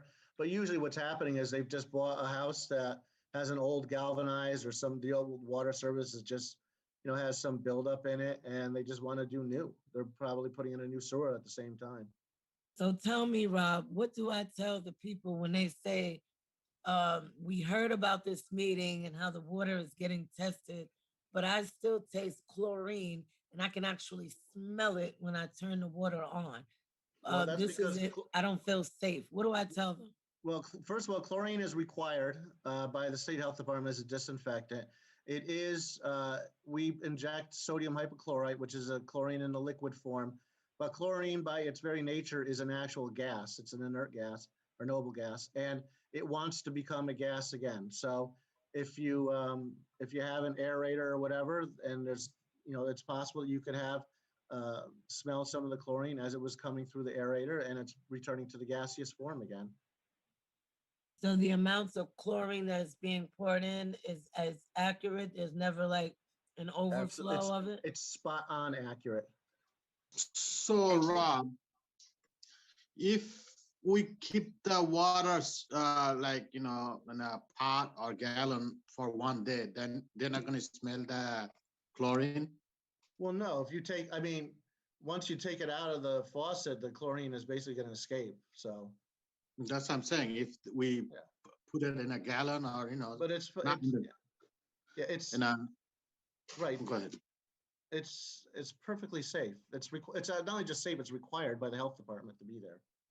I got you. It's what keeps the water from having viruses and bacteria in there that would actually kill you. Any other questions? Oh, Yeah, sorry. Has the city ever explored alternatives to that? Because I know there are actually alternatives to chlorinating the water. Not drinking water. What? There's no alternative to chlorinating drinking water. I think there are. And I would love to be able to follow up with you because I do have some more questions. So where's the best place to contact you? You can just email me. It's on the website. Okay, thank you. You're welcome. thank you, Rebecca. Any other questions? Okay, Bill. Tom, a question for you before I have a question or two for Rob. Are we going to, while Rob's here, are we going to talk about the maintenance issue at? No, we're actually not gonna, because that's not a topic for this kind of conversation. That's a managerial issue that has to do with Rob. Rebecca, do you remember last week? We were going to get involved in this? Excuse me. Bill, you can't interrupt. That's a managerial problem between Rob and the mayor, who is actually his boss, as well as Peter Bujano. So Well, why didn't you cut me? Why didn't you cut me off last week? We talked about it for 10 minutes. You didn't say that. Okay, I have two questions for Rob. I'm a little disappointed on that.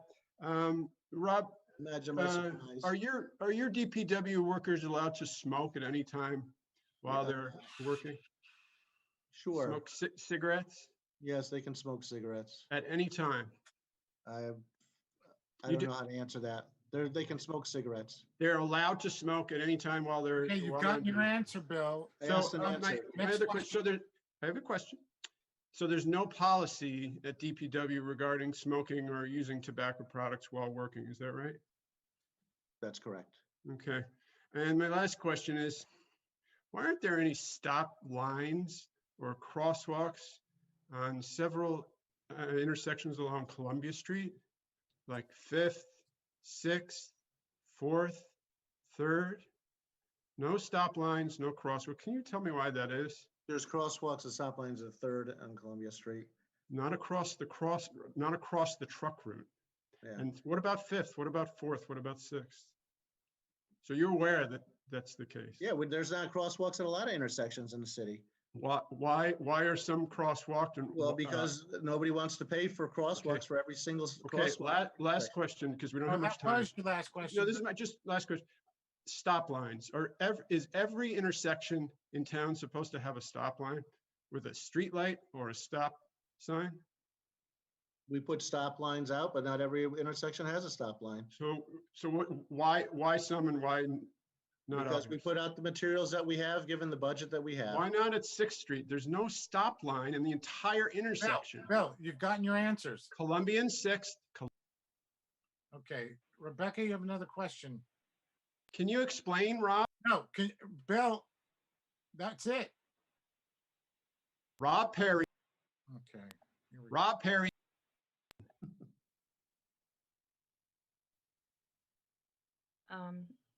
Sorry. Yes, Rebecca, go ahead. So I do just have one more quick question specifically about our reservoir. So all of our water comes from the Churchtown Reservoir, correct? Yes. Do you provide photos typically of the reservoir just to update the public on, the state of our drinking water supply? It's a public road right there, Reservoir Road. You can go take all the pictures you want. So you don't? Sorry. I don't want. Okay. Provide photos, because I just didn't see any in the slides. Oh, No, Rebecca, in the because- past, Rob, he's provided them in the past to committee meetings, so there's probably some in the minutes of previous committee meetings. So So it's a wonderful drive. It's a beautiful location. I highly recommend you go out there and see it for yourself. Definitely. Pictures don't do it justice. But So the picture for reservoir, isn't that a safety issue? What's that? Sorry, what? The picture for the reservoir? No, you can take pictures of it. There's a public road right there. Oh, there was an issue at one point of, Well, that's because they were standing on the property of the water plant over the clear well. a little That's a different. little different. So I'm just curious, one more thing. Has the Churchtown Reservoir always been our main drinking water supply in the city of Hudson? No. What was it in the past? In the 1870s, from early 1900s, it was the Hudson River, and before that, there were a series of springs. A series of springs, where would that be? I really don't know. Close- You're talking the close- 1820s, 1830s. Sorry, what? I didn't hear that. You're talking the early 1800s, mid 1800s. I really don't know exactly where those springs were. Probably the end of Spring Street. Interesting. That would be really great to follow up on and find more information about. Thank you. Okay. Thank you. And I don't see any other hands. So Rob, you are relieved. Thank you. Hey, Tom? Alf Gates. Who is this now? Tom? I'm looking for. who This is Heather. Oh, yes, Heather. I just wanted to follow up on a question that somebody had, and I thought people would be interested in it. Would you mind? It will take about a minute. Okay, go ahead. Okay, so, and this is all an estimate, but this is related to the relief package. And the 360 billion for state and local governments. Nikon did in fact do an estimate in terms of how much each locality would get. I will emphasize that this is an estimate. They're estimating that Hudson would get $666,000, and that would be parsed out in 2 payments, one in this year and one in the following year. I think you might be mistaken. I think the 666 is the first payment. Hello? Yep, I hear you. So I think you might be wrong. But let's wait and hold off on that, because I've seen the same information. And we've had it directly from a number of other offices that the actual figure is twice that, which leads me to believe that you're seeing a figure for the first payment. But we'll find that out shortly, I hope. Okay, could be. Yeah, I mean, this was the NICOM thing pointing out what the total payment was, Right. but yeah, you might be right. Yeah, add it up and you'll see. Thank you. Let's see. I have one special last report. I hope it's not going to be real long, but I've invited Hillary Hillman from the Conservation Advisory Commission here. She would just like to speak briefly about what they're up to. Take it away, Hillary. Okay, thank you. Can you hear me all right? Yeah. Great. I am going to make this very short, and it's because you've had lots of reports. One reason that I wanted to write a short report on what the CAC has been up to is because we really haven't, especially since we haven't been having in-person meetings, we haven't really been on the Common Council's radar. And I just wanted to make sure that you knew that we're out there, we're working, and we're working. We are a Conservation Advisory Council to support the Common Council. So just quickly what we've been working on just recently, and this is short. We have an urban forestry grant from the DEC, and it's for complete street. I'm reading this, so sorry. Complete street and park tree inventory and a community forestry management plan for the city of Hudson. Just so that you know, because we've been talking about financials, that this money that was allocated through the state for this and all of the other forestry grants in the state was pre-earmarked by the EPA. It couldn't be spent in any other way. The state did hold on to the money for quite a while and then just announced the grants in December because they realized they couldn't hold the money any longer. And so we'll hopefully this year in 2021, we will be executing this grant. Tonight, you'll be hearing about a resolution so that the mayor can sign the grant contract with DEC. And just so that you all know, this is a no match grant. It's for $20,000 worth of forestry service. And there's no dime of Hudson taxpayer money directly. So there's also, I've written an RFP for seeking the foresters to do this work. And we'll look forward to working with whomever, Tom or somebody from the council, people from the council want to work with us in reviewing those bids that come in, selecting a forester and going into contract with them. We hope to have the whole inventory done this summer, and in a couple of months then we'll get after that we'll get a management plan and report and presentation by the forester about the state of our urban forest in the city. The other thing that we've been exploring at the CAC, we've just started a discussion about exploring citywide waste reduction, and that doesn't mean city buildings. That just means citywide. How can we be thinking about all the waste, all of the things we send in the landfill and reducing it?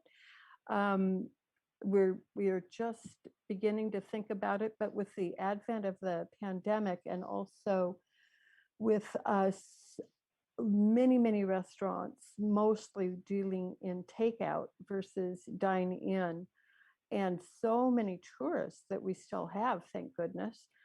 We have an overwhelming amount of garbage in the receptacles on Warren Street, but also in homes that could either be recyclables or could be, thought about in a different way. So we're working on finding ways to mitigate that, to bring proposals to the city council or work with council members. Anyway, we're just starting the conversation about that. The other thing that we're doing is, and we have many things that we're doing research on. But the other thing that just came up in this month's meeting is that we're working with the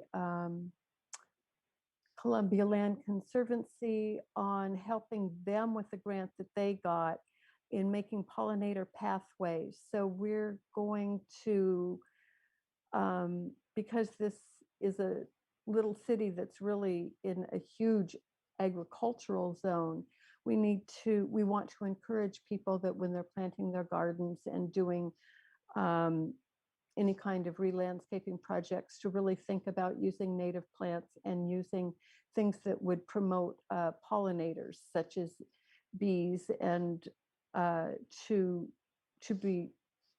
thrive in the area. So if you know of anybody who is working on these kinds of projects, or if youth groups are working on any garden projects, we would happy to be involved or make a connection to the Columbia Land Conservancy.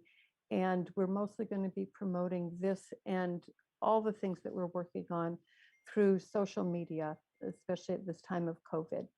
I'm also going to post we're going to get posted on our webpage, our new mission statement. We had to revise our mission statement because we just thought that it needed some updating. When the CAC was originally conceived, it was really focusing on the natural resources inventory, and that was huge and successful, and it is completed. And now that we're taking on other tasks, we need to expand our mission statement. So you can look for that on our webpage soon. I think that's all, unless there's any questions. I know you need to get back to a long evening. Thank you, Hillary. Any questions, Hillary? Great. Now we can, thank you for, it's important that the council hear from CAC, because I know, since I go to most of their meetings, I know most of you don't. But they are a creation of us. So they're directly responsible to us. Yes. That's why we should be aware of what they're up to. May I add one more thing, Tom? I'm very sorry to interrupt. It's only that in the past, we had an error, and we hadn't been posting our Zoom meeting links correctly. So in the future, there will be the correct Zoom meeting links so that you can join our meetings and get involved. Thank you. Thank you. Okay, Shaheem, we can now start with the resolutions, please. Okay, let's start with Commissioner of Deeds, please.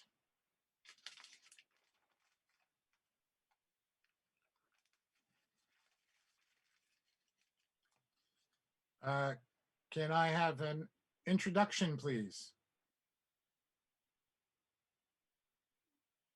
I presume it cannot be Dominic, since It's Eileen, I'll introduce. I assume this is a relative, but it may not be. Can I have a second, please? Calvin, I'll second. Calvin, thank you. Moving to the next resolution, please.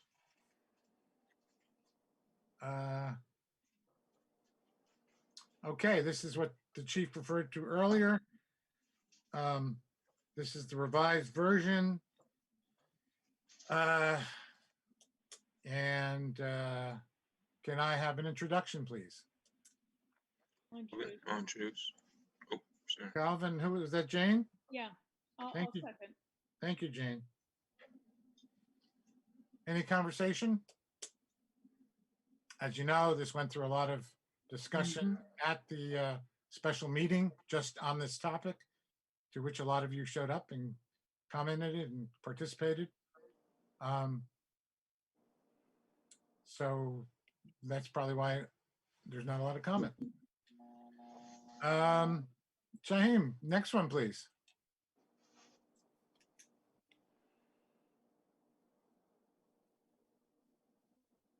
Okay, as you know, we have the Park Commission, and this is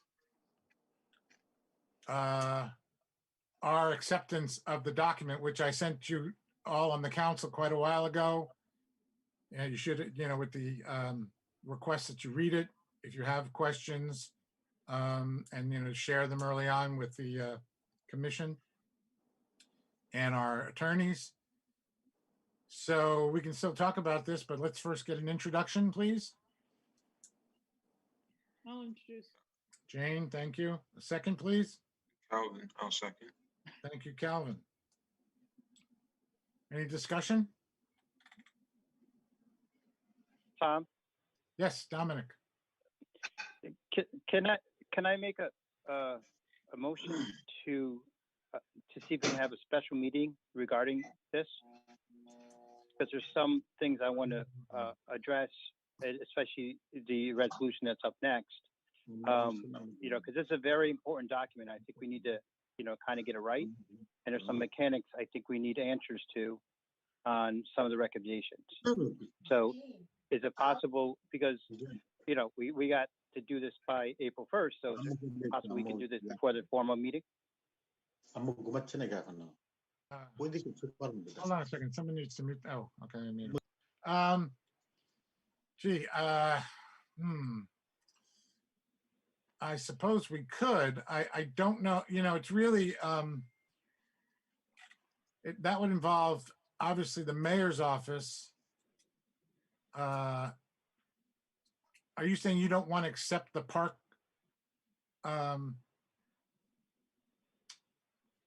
document? Is that? Well, because, for example, I know we got the resolution coming next, okay?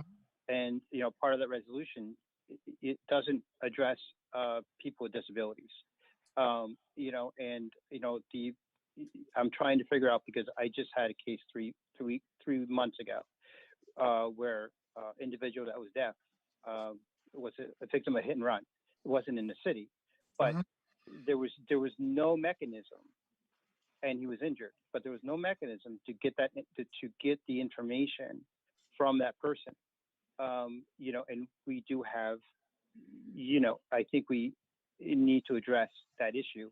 What mechanisms and what recommendations and what we can put in place to address people with disabilities that have, communication issues or something, and how that is going to be addressed moving forward with this reform.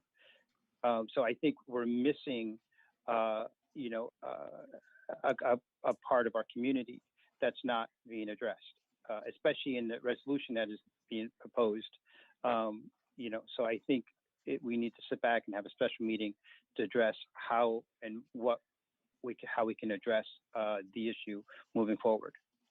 Okay, let me think about it and talk to the mayor's office and see, because the document isn't really something that if I may. Yes, Jeff. Yeah, yes, you most certainly can. Dominic makes a valid point. However, I think what you were about to say is this is not the be all and end all of police reform and addressing things. This is a lot of the framework and the target of going forward. I would certainly be concerned about trying to go back and redraft it or change anything and meet the deadline of what it is. I think, the concerns that Dominic has and anybody else on similar issues or, related nuances and details about any of this police reform, there's going to be a process to still go through it. I mean, that's what the chief was talking about earlier in terms of having continuing discussions as you're looking to put any changes in or increasing the capability of the police department to deal with people with disabilities or whatever. So this isn't, the park report is certainly not the final word of the details of what's going to be done. So yes, we can. So I think what Jeff's suggesting, Dominic, is we can go forward with this and then address those issues not addressed in the immediate future. Okay. Okay. But again, I'm just not comfortable, doing that and excluding someone in, a very important community and excluding it just to move it forward. But you guys, I could also make a suggestion if you want to on this, which wouldn't affect, because I am concerned about not getting this report out and forwarded in time. And right, the city, could lose funding on that. I could certainly, Dominic, work with you and prepare a resolution for next week for the formal that states your concern that these issues be addressed and continued discussions with the police department. Okay, that'd be great, Jeff. I appreciate that. Thank you, Jeff. Eileen, Oh, hold on. Eileen is up. okay.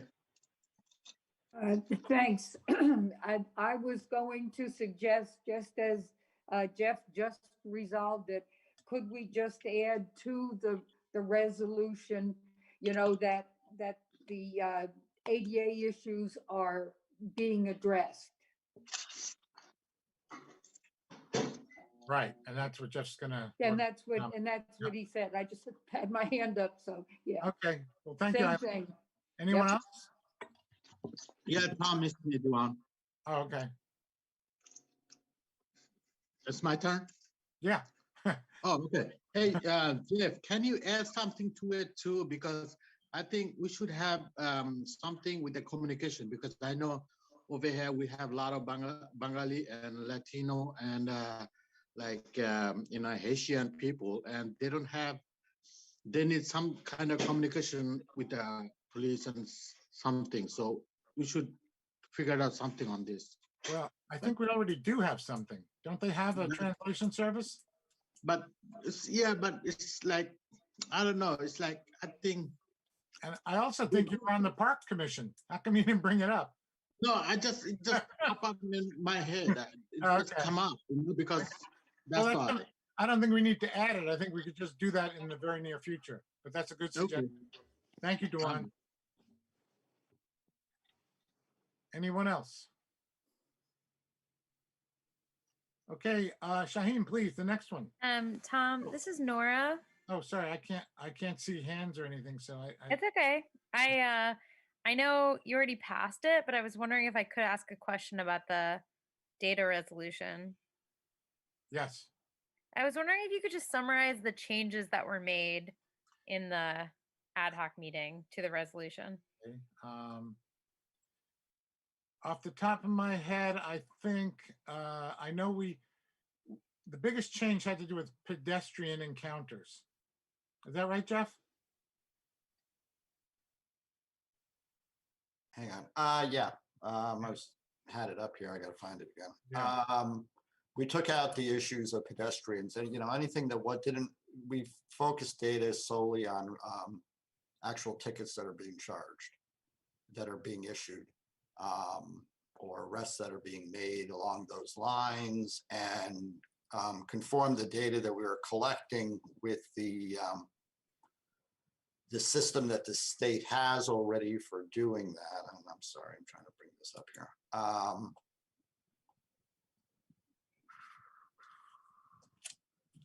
And that then we were using the track system. That's what I was looking for. That track F. Tracks, right? That is the uniform traffic ticket system, which includes demographic data, and that's what the chief was talking about. Is he will be mandating now and has started doing it. All the patrol officers to complete all the demographic data in the system. It's not otherwise mandatory. And we changed and we took out just the stops because there isn't a measure to really deal with those. And we changed the reporting to quarterly, with the first report going to be due at the end of the second quarter. Although, as the chief reported today, they've already got some of the data on that. That's the main change, I think. Yep, sounds right. Okay. I just want to ask one question, and I don't know if there's time to answer it now, but in the ad hoc meeting, towards the end of the meeting, I know a couple of us were asking about the quarterly change to the monthly. And one thing I heard you say, Tom, is, well, that will get figured out. And I was just curious, if it's not getting figured out in the ad hoc meeting, but now it's just being presented without discussion, where does that get figured out? Right. Well, what it meant was I wanted to see what it meant in terms of data retrieval, and whether what a monthly data would reveal, and what I guess it just means that I sort of decided to go with the quarterly, because the data for a month just makes no sense. It doesn't Well, do anything. the other point of the time you're saying is we drafted this as quarterly. If the council wants to have a discussion and change it to Yeah, monthly took or that. semi-annually, whatever, they can decide what to do. Right. And so it's still subject to, until this gets adopted next week, it can be changed. Thank you. Sorry, Nora, I didn't mean to suggest, I mean, that's just what we went ahead with the current resolution. And as Jeff said, it's right now we can, the council can change it to you before we adopt. It's not going to be voted on until next week. Yeah. Okay, well, in that case, I just want to bring up 2 points. One is if any other council members, because everybody did vote yes for the monthly report. And a couple people spoke up in the ad hoc about changing it, but not everyone did. So if anyone on the council has an opinion about that. And then also, I just wanted to bring up again that the police chief in the ad hoc meeting did say that they do have information in the police blotter that could be part of this regular data reporting that speaks to pedestrian stops and other incidents. And so it was my understanding from the ad hoc meeting that that data could be included. It's not in tracks, but that the police chief said that they do have that data. So just wanted to bring that up too, in case anyone on the council. Right. And I remember his response was also the sheer manpower that it would take to compile that data, in a form that could be presented. I might be wrong, but I'll find out. And I believe also the discussion was, besides it would sort of be difficult to compile that, is because it is retained in the department, should the, concern of the public come up that there is a problem, it's data that can be retrieved at the, by a FOIL request, but also by a request from the council. So, if you perceive an issue, you can certainly gather the data. Thank you. Next resolution, please, Shaheen. Nope. Before that. Which form? Right.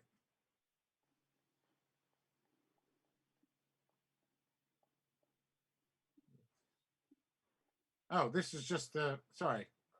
This is just the report. I guess it goes with number 3. Okay.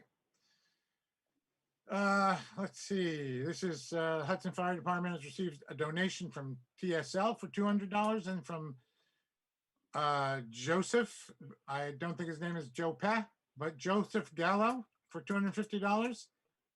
We'll fix that.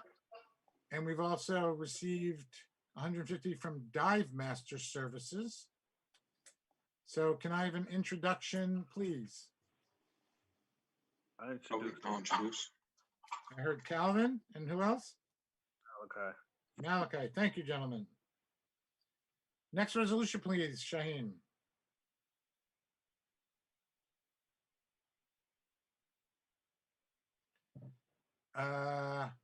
And this is what Hillary graciously told us about earlier. This allows the mayor to sign the contract for the assessment, the tree assessment. Can I have an introduction, please? Calvin, I'll introduce. Thank you, Calvin. Second? I'll second. That's Jane, I believe. Yep. Okay, next unless somebody wants to discuss this further.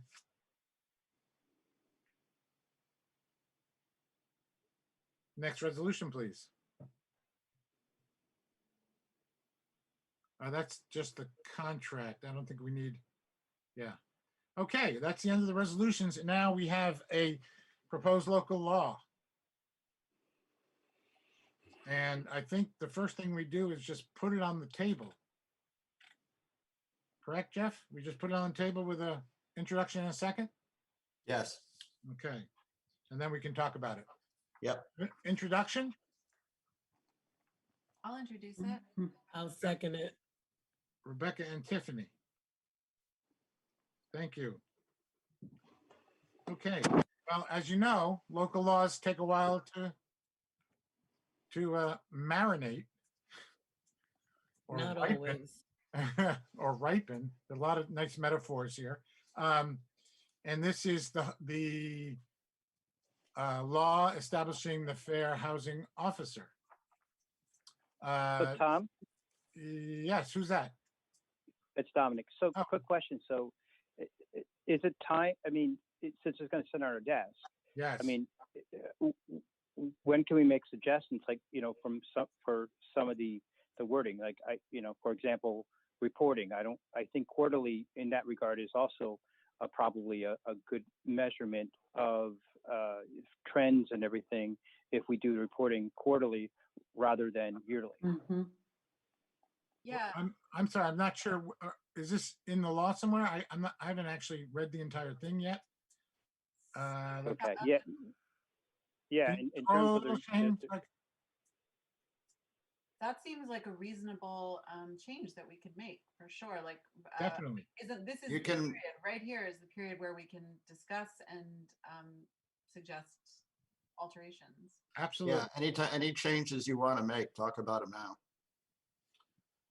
Let's see. So another question I have too is, it says an appointment. So does that mean every 2 years there's going to be a different housing officer possibly because it is appointed by the mayor? So there's going to be possibility of, every, every 2 years turnover. Right. Isn't that the same thing with like police commissioners and other commissioners? I mean, that's just the role of the mayor. Right. Well, but I think in this situation that a fair housing officer needs to be really educated and trained. And so every 2 years, we're going to be training, a different person possibly.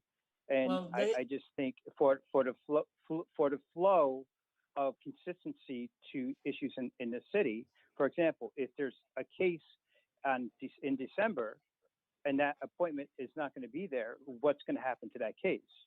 So I'm just wondering in terms of this appointment. The situation would be they would follow up with that case with the notes that were left behind from the last fair housing officer. I mean, I don't think there was any type of trainings or educational status that was put in place for Mr. Bill Fisher for the county. And not saying that you're wrong, Dominic, but these are positions that are put in place because they are needed, and they're also put in place where we are given opportunities for people that have that background or have that passion to sit in those trainings and learn that background and take on these positions. This is something that is well overdue. We've been talking about it for years, and it's a great discussion to have, and it is on the open floor. Whatever we can't discuss tonight, we can also email each other as well as Jeffrey Baker. But that's what it is. I mean, it's no different from any other commissioner. We don't have the police commissioners going in trainings right now we have a police commissioner that is a former police officer, which is great, but that was never the rule, so to speak.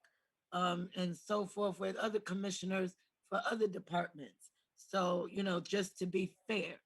For fair housing, for the most part, it's doing research, having that experience, and for the most part, listening to the people, getting involved with organizations that are on the ground doing this housing work, where this fair housing officer has those relationships and can give those resources out to the people that have the issues with housing.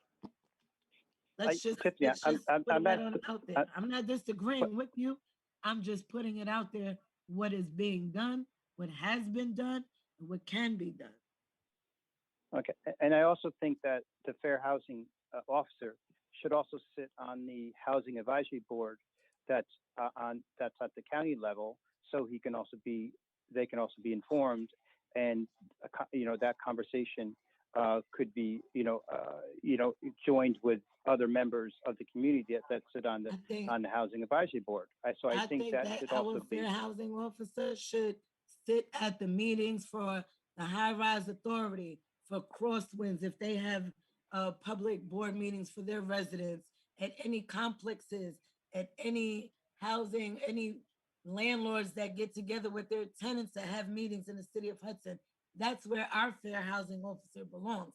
Any information that can be passed down to the county, and if the fair housing officer feels like there's information at the county level that will benefit the people in the city of Hudson, sure, why not? But there are plenty of housing meetings that are going on right here in the city of Hudson where our fair housing officer belongs. HCDPA, HHA, Providence Hall. I mean, the list goes on and on. Galvin Housing Resources, Section 8, the list goes on and on. This is what we need right here. Well, again, in terms of the appointment, I don't disagree that we need the position, but I'm saying in terms of the appointment, I mean, we ran into the issue with the appointment with the assessor, the difficulties when the assessor wasn't around, you know, and so with that gap. So you're suggesting that it would make sense for the city fair housing officer to attend the county advisory council meetings. Is that what you're saying? Oh, well, that too, and I think that again, making it, you know, an appointed position, you know, if we're going to make a position, I think it should be someone that is going to be consistent and you know, around invested and around for whether it's a contract or whatever, you know, so they can, because housing issues are trends, and you know, so that they're going to be around for those changes. Absolutely. I think everybody, from my experience in the past 8 years on this city council, people outside of the council have been involved and stick around and been doing that for so many years. I haven't seen anyone being abandoned. So there's so many resources right here in our own backyard that we need to utilize. And it would be so much better, not taking away from what the county is doing, but the county has always been there, and Hudson has always been lacking in this department. And now that we have that, almost, we're like right there at the finish line to fulfill this position, to help our constituents. Can I interrupt both for a second? Eileen has had her hand up for a while. Let her, can we let her just chime in here, please? Thank you. I just have a kind of a very plain question. Is this position going to be a civil service approved position? Will it be a salaried position? No, it's not a civil service position, and it's going to be paid like similar to the way that commissioners are paid. An honorarium. Okay, thank you. In other words. Anyone else?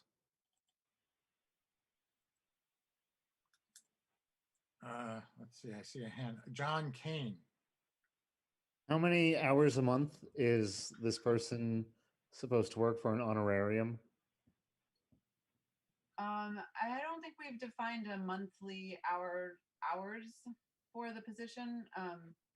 I can answer that a little bit. Commissioners don't have an hourly demand, and some of them work a lot, some of them less so. So that's not. Yes, I know, but you know, Tiffany had just said, and I think Dominic pointed out as well, there are a lot of meetings to attend, and in housing, you know, there's a lot going on, not just within the city, but throughout the county as well. This person could be fairly busy keeping up to date and doing the best job that they can for the city. That would require, you know, possibly a significant amount of hours per month. And is an honorarium going to get you the best person?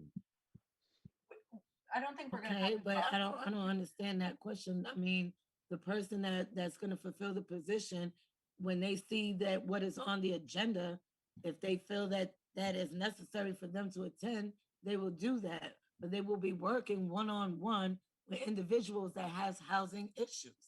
That is the need. So the education is going to always be there because the meetings are always going to be. So they can have a meeting on the agenda on plumbing.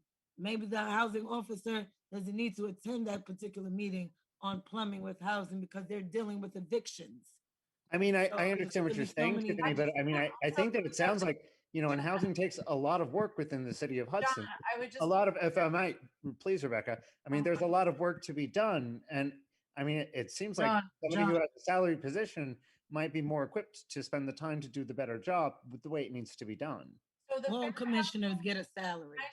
the fair housing officer does have a relatively defined role. It's not there. You might, John, you might be possibly confusing this position with that of the housing justice director, which is a salaried city position, and that's the person whose job it really is to really go to all the meetings, really coordinate all of the different agencies and parties and et cetera. This job, the fair housing officer, really specifically is in place to respond to complaints related to discrimination, related to unfair practices in housing, related to poor housing conditions, those kinds of things. And they specifically, that is their job. I mean, it's very well defined in the thing. So the person may be a person who is passionately committed to their job and to the city and wants to go to a whole bunch of meetings, but they're not going to have to go to a whole bunch of meetings. So I also just want to point out, it's like elected officials don't make a lot of money, and yet we have lots of responsibilities and we do lots of stuff. So, you know, it's just really not a measure. Without training. Moreover, it kind of insults our commissioners. Our commissioners do a lot of work and attend a lot of meetings for $1,000 a year. No one is insulting Well, it does. So let's leave it at that. your commissioner. Someone is asking, come on. No, come on, Tom. Oh, No, it is because you're saying that they don't do a lot for their $1,000. They do a lot for $1,000. We have a great a great history of volunteerism here, and that's part of what this job is. Totally agree, Council President. Well, that's weird. Anyway, so anyone else?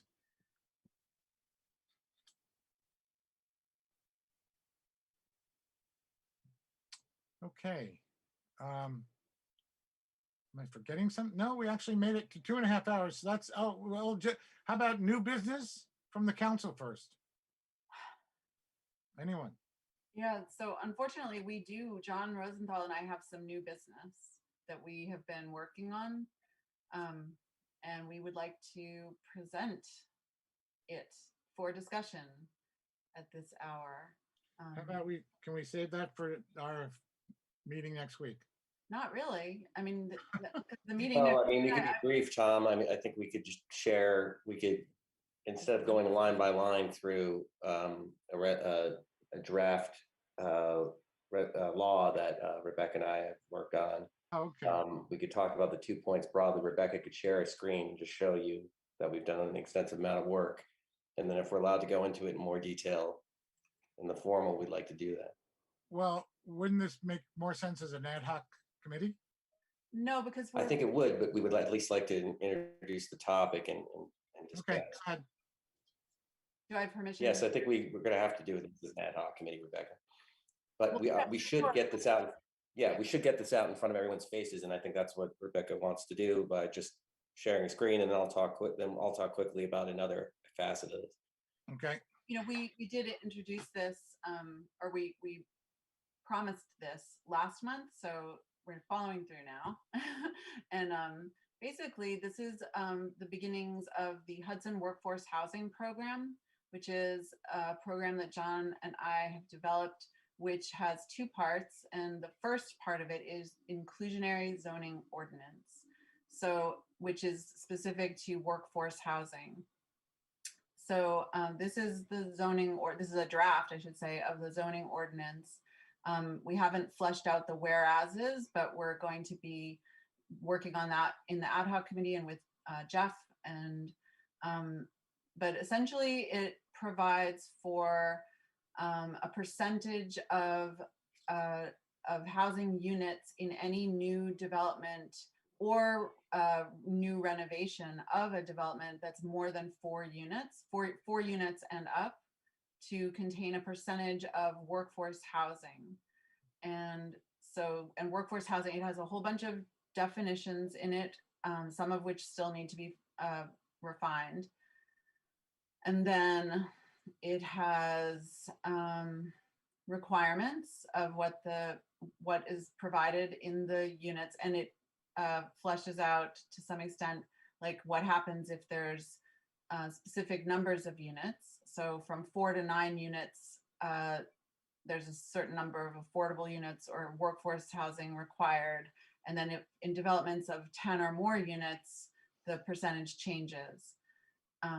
So those are the like variables that we'll be discussing in the ad hoc You committee. know, Rebecca, let me interrupt you a second. This is really kind of breaking procedure. If you had a document to share tonight, it really should have come to us first before you just kind of did. Well, in fairness, Tom, I think Rebecca doesn't have to go into so granular detail. I think just showing that we've worked on something. Rebecca, yeah, let's just show it to the council and then we'll discuss it broadly. All right, well, that was it. All right. Sorry, Rebecca, it's not useful to the council. It's just in that form. Sure. Go ahead, John. Yeah, so basically the components of it, there's this inclusionary zoning ordinance that's modeled on something from Tompkins County, New York. They do a variety of this type of ordinances across the country and in New York State, and they mandate affordable units per development. Now, to support that cost, because it's something for a developer to bear and also homeowners, we are looking at proposing a tax abatement or tax exemption for homeowners or homeowners in particular who are having rental units already in their buildings, and they're deciding and they're willing to rent a unit at an AMI for workforce for someone who's making between $15 and $25 an hour, and coming up with a schedule to give some tax support to the residents of Hudson who are willing to have long-term rentals, and acknowledging that that is an important economic activity for the community. So in the ad hoc, as we work on the inclusionary zoning ordinance, we're going to try to develop with the treasurer and with interested parties a scheme that's not fiscally irresponsible, but does give homeowners the ability to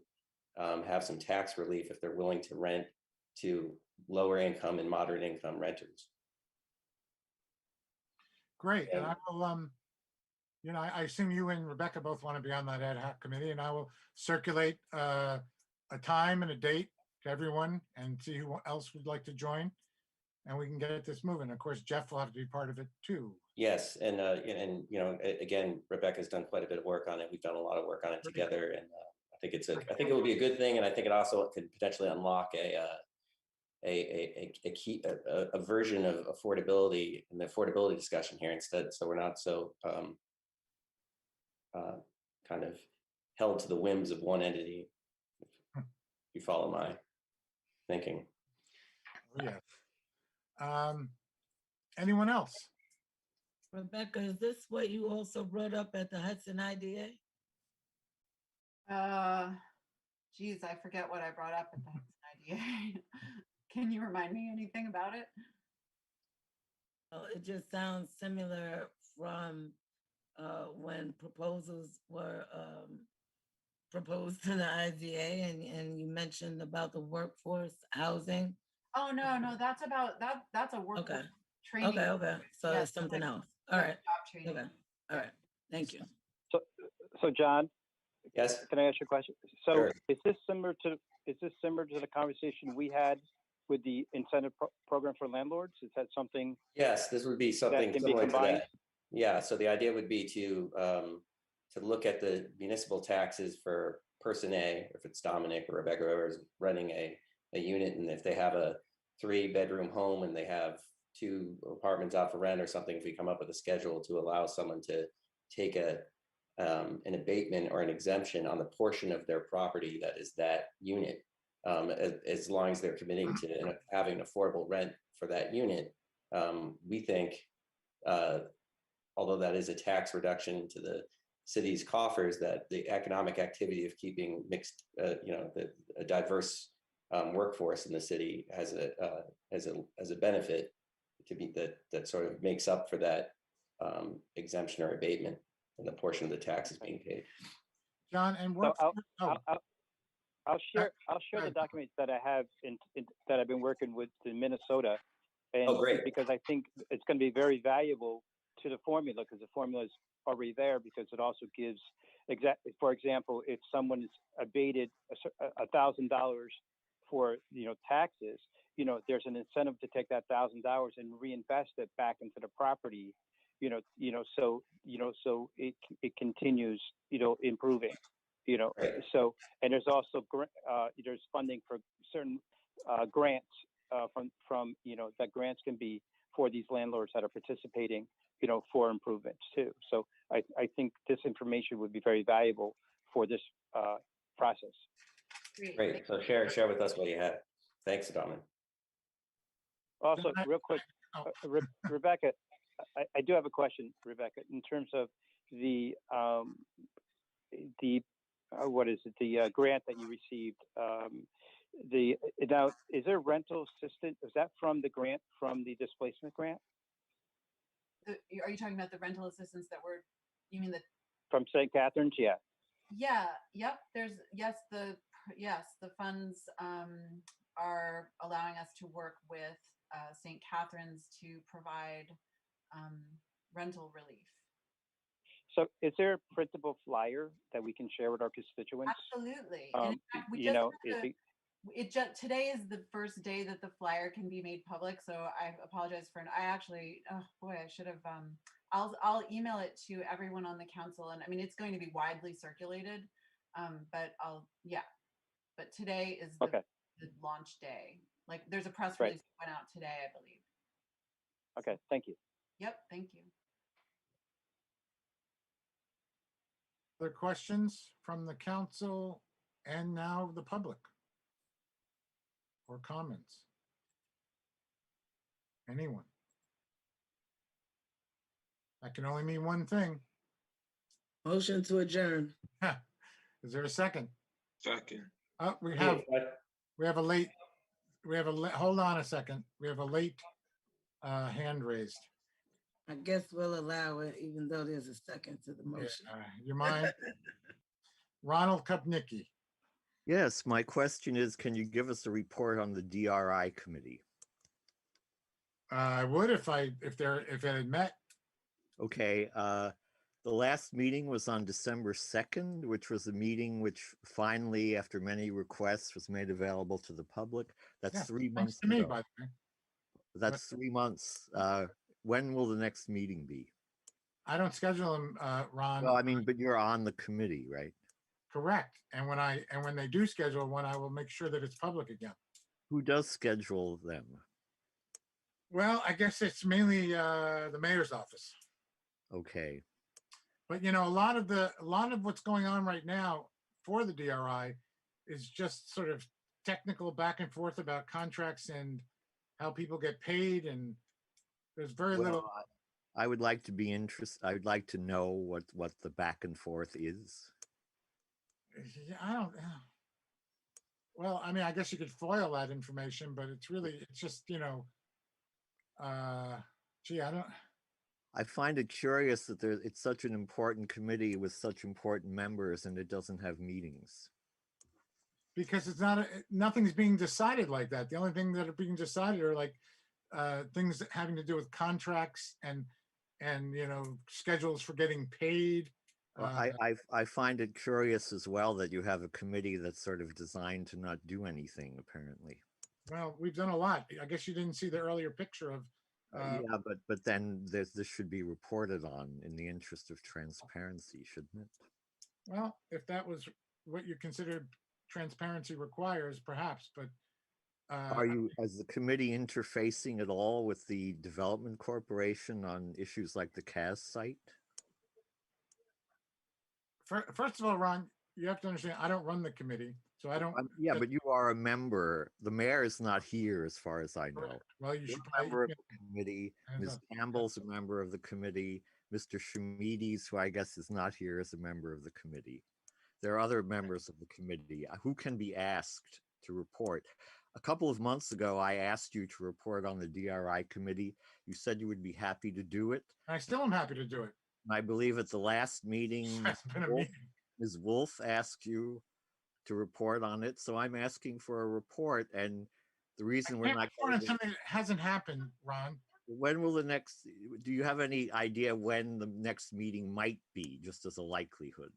I hope soon, because I know Arterial, which is the second major project that's, well developed, is hoping to come again, I think, to the council with their next presentation. Mhm. So when that happens, there'll be a meeting. Thank you. And in answer to your question about HDC, I would love to be able, but they have no interest in working with the DRI committee. Nothing at all. Correct. That's a separate, it's not a city grant.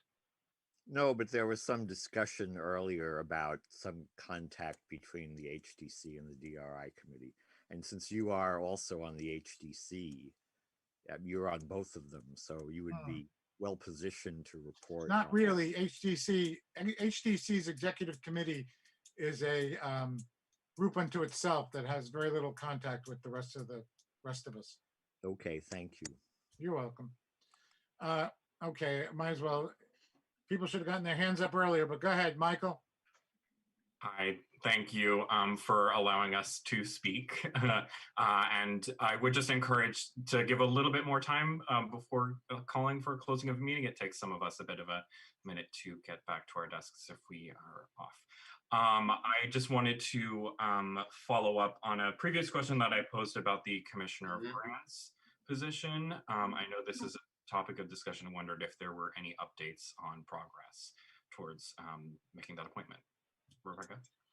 I have been delayed in soliciting applications from, I mean, basically I've been given the go ahead to promote the position, but it's part of what the issue is just that we haven't made a decision about what the payment is. So it's a little, so that's really the issue. Also, yeah, that's the update. So basically, I am meeting with the grant writers tomorrow. I basically decided that for the moment, because there's a crunch happening right now, there's a big deadline coming up for CDBG funding applications, the competitive round. And basically, we don't really have time to get somebody else in there. So I'm gonna just serve as the grants commissioner for the moment. I mean, literally just tomorrow, I'm gonna meet with the grant writers and, you know, see and we'll figure out what the strategy is for that particular grant. And so that's what's happening right this minute. But I would be delighted to have anybody who's interested in trying to help spread the word about the position, like help discover who would be the right person to be the grants commissioner. And yeah, that would be amazing. Great, thank you. I think it's really important since we have so many great grants coming through the city to have someone that is overseeing that and help move all of the really important deadlines through. So yeah. I'm happy to help spread the word on that. Thank you. Great, thank you. Given the DRI, I would love if we all did just continue to advocate for, like I said, that gym. It may, you know, not seem like it's a big deal, but I think it's very essential to be implemented into that the DRI project. And if we can continue, I mean, I don't want it to just go, you know, fall by wayside and just be forgotten about. Thank you. Thank you. A good night, everybody. And lastly, Aaliyah Schneider. Hi, thank you. Ronald's question reminded me of this. When you announced the change in the structure, Tom, you mentioned maybe asking Craig from the code department to also provide department reports. Did anything happen with that? That did not sit well with the code enforcement office. But what I can do is he does give the mayor and me a monthly report. And what I can do is make sure that I share that report with the public in the future. You know, it's a list of everything he's done for the month. So yeah, that didn't really pan out the way I'd hoped. What do you mean it didn't sit well? What was the objection? I don't know. I don't think that's really. I don't know. Wait, I mean, if you ask him to make if he's been asked to make a I report. don't want to, I No? don't want to speak for him. I'm sorry. I mean, I could, hold on a second. I just dropped. I mean, if the objections were substantial based on some sort of issue, I mean, it seems like it seems like if we're asking of it, I don't know, how or why he could say no. Hi, this is Kate Tracy. Aaliyah, did you ask him directly? No, but I will. Okay. Yeah, I think, yeah, I mean, we can't actually demand that he does it, but yeah, I'd like to let him speak for himself to you, Aaliyah. That would probably be the best way to pursue this. In the meantime, Linda Mussman. Rebecca, what's the plan for the grant? I'm curious. For the CDBG? Yeah. There isn't yet a plan. That's what we're meeting about tomorrow. So you say there's a big deadline. What is that deadline, and when are we going to be able to know about what's being planned? Hold on a second. I think the deadline is in April, I believe. Hold on a second. And honestly, this is why we need a grants commissioner, because basically I was just somewhat, not randomly, but incidentally alerted to the deadline. And I'll tell you that, I had been trying to put something in place for a long time where the grant writers would keep the council or keep somebody apprised of what the opportunities were that would be coming up. And I don't want to sound like I'm slagging on the grant writers all the time, because I'm sure they are very busy and doing a lot. But in this case, it's a big deadline, and I don't know why. I only found out about it because somebody mentioned it to me. So that's why we're having this meeting tomorrow. So I have to search in my email for the exact deadline, but it's coming up in April. Well, that's pretty fast. So I'm just like, fast. Yep. If it's so big and it's so important, it seems a little bit behind in the schedule. This is why we need a But grant commissioner. No. I got it.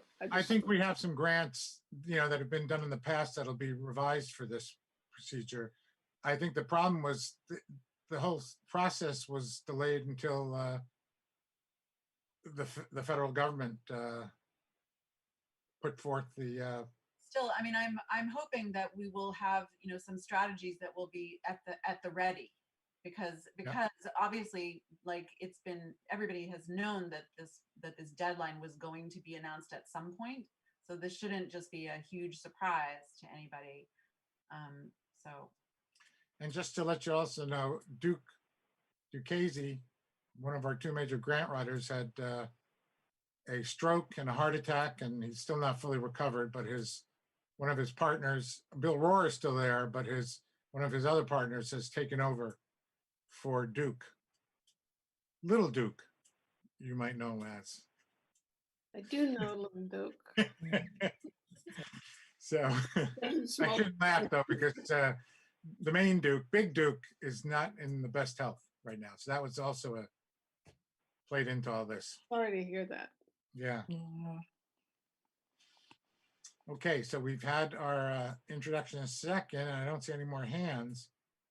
All those in favor? I just want to say one thing. Oh, Lord. Can we possibly switch it so that we do the reports on the day of the formal instead of the informal, so that it doesn't, so that you know what I mean? No. No. No, I think this work. I mean, it's 3 hours. That's not so bad, and it'll work. I mean, we're trying to get the balance here of the two meetings. We'll talk about it, okay? You want to delay the adjournment one more time? No. All those in favor, please say yes. Everybody favor. Yes. Well, anyone opposed? Okay, we're adjourned, I think. Is that-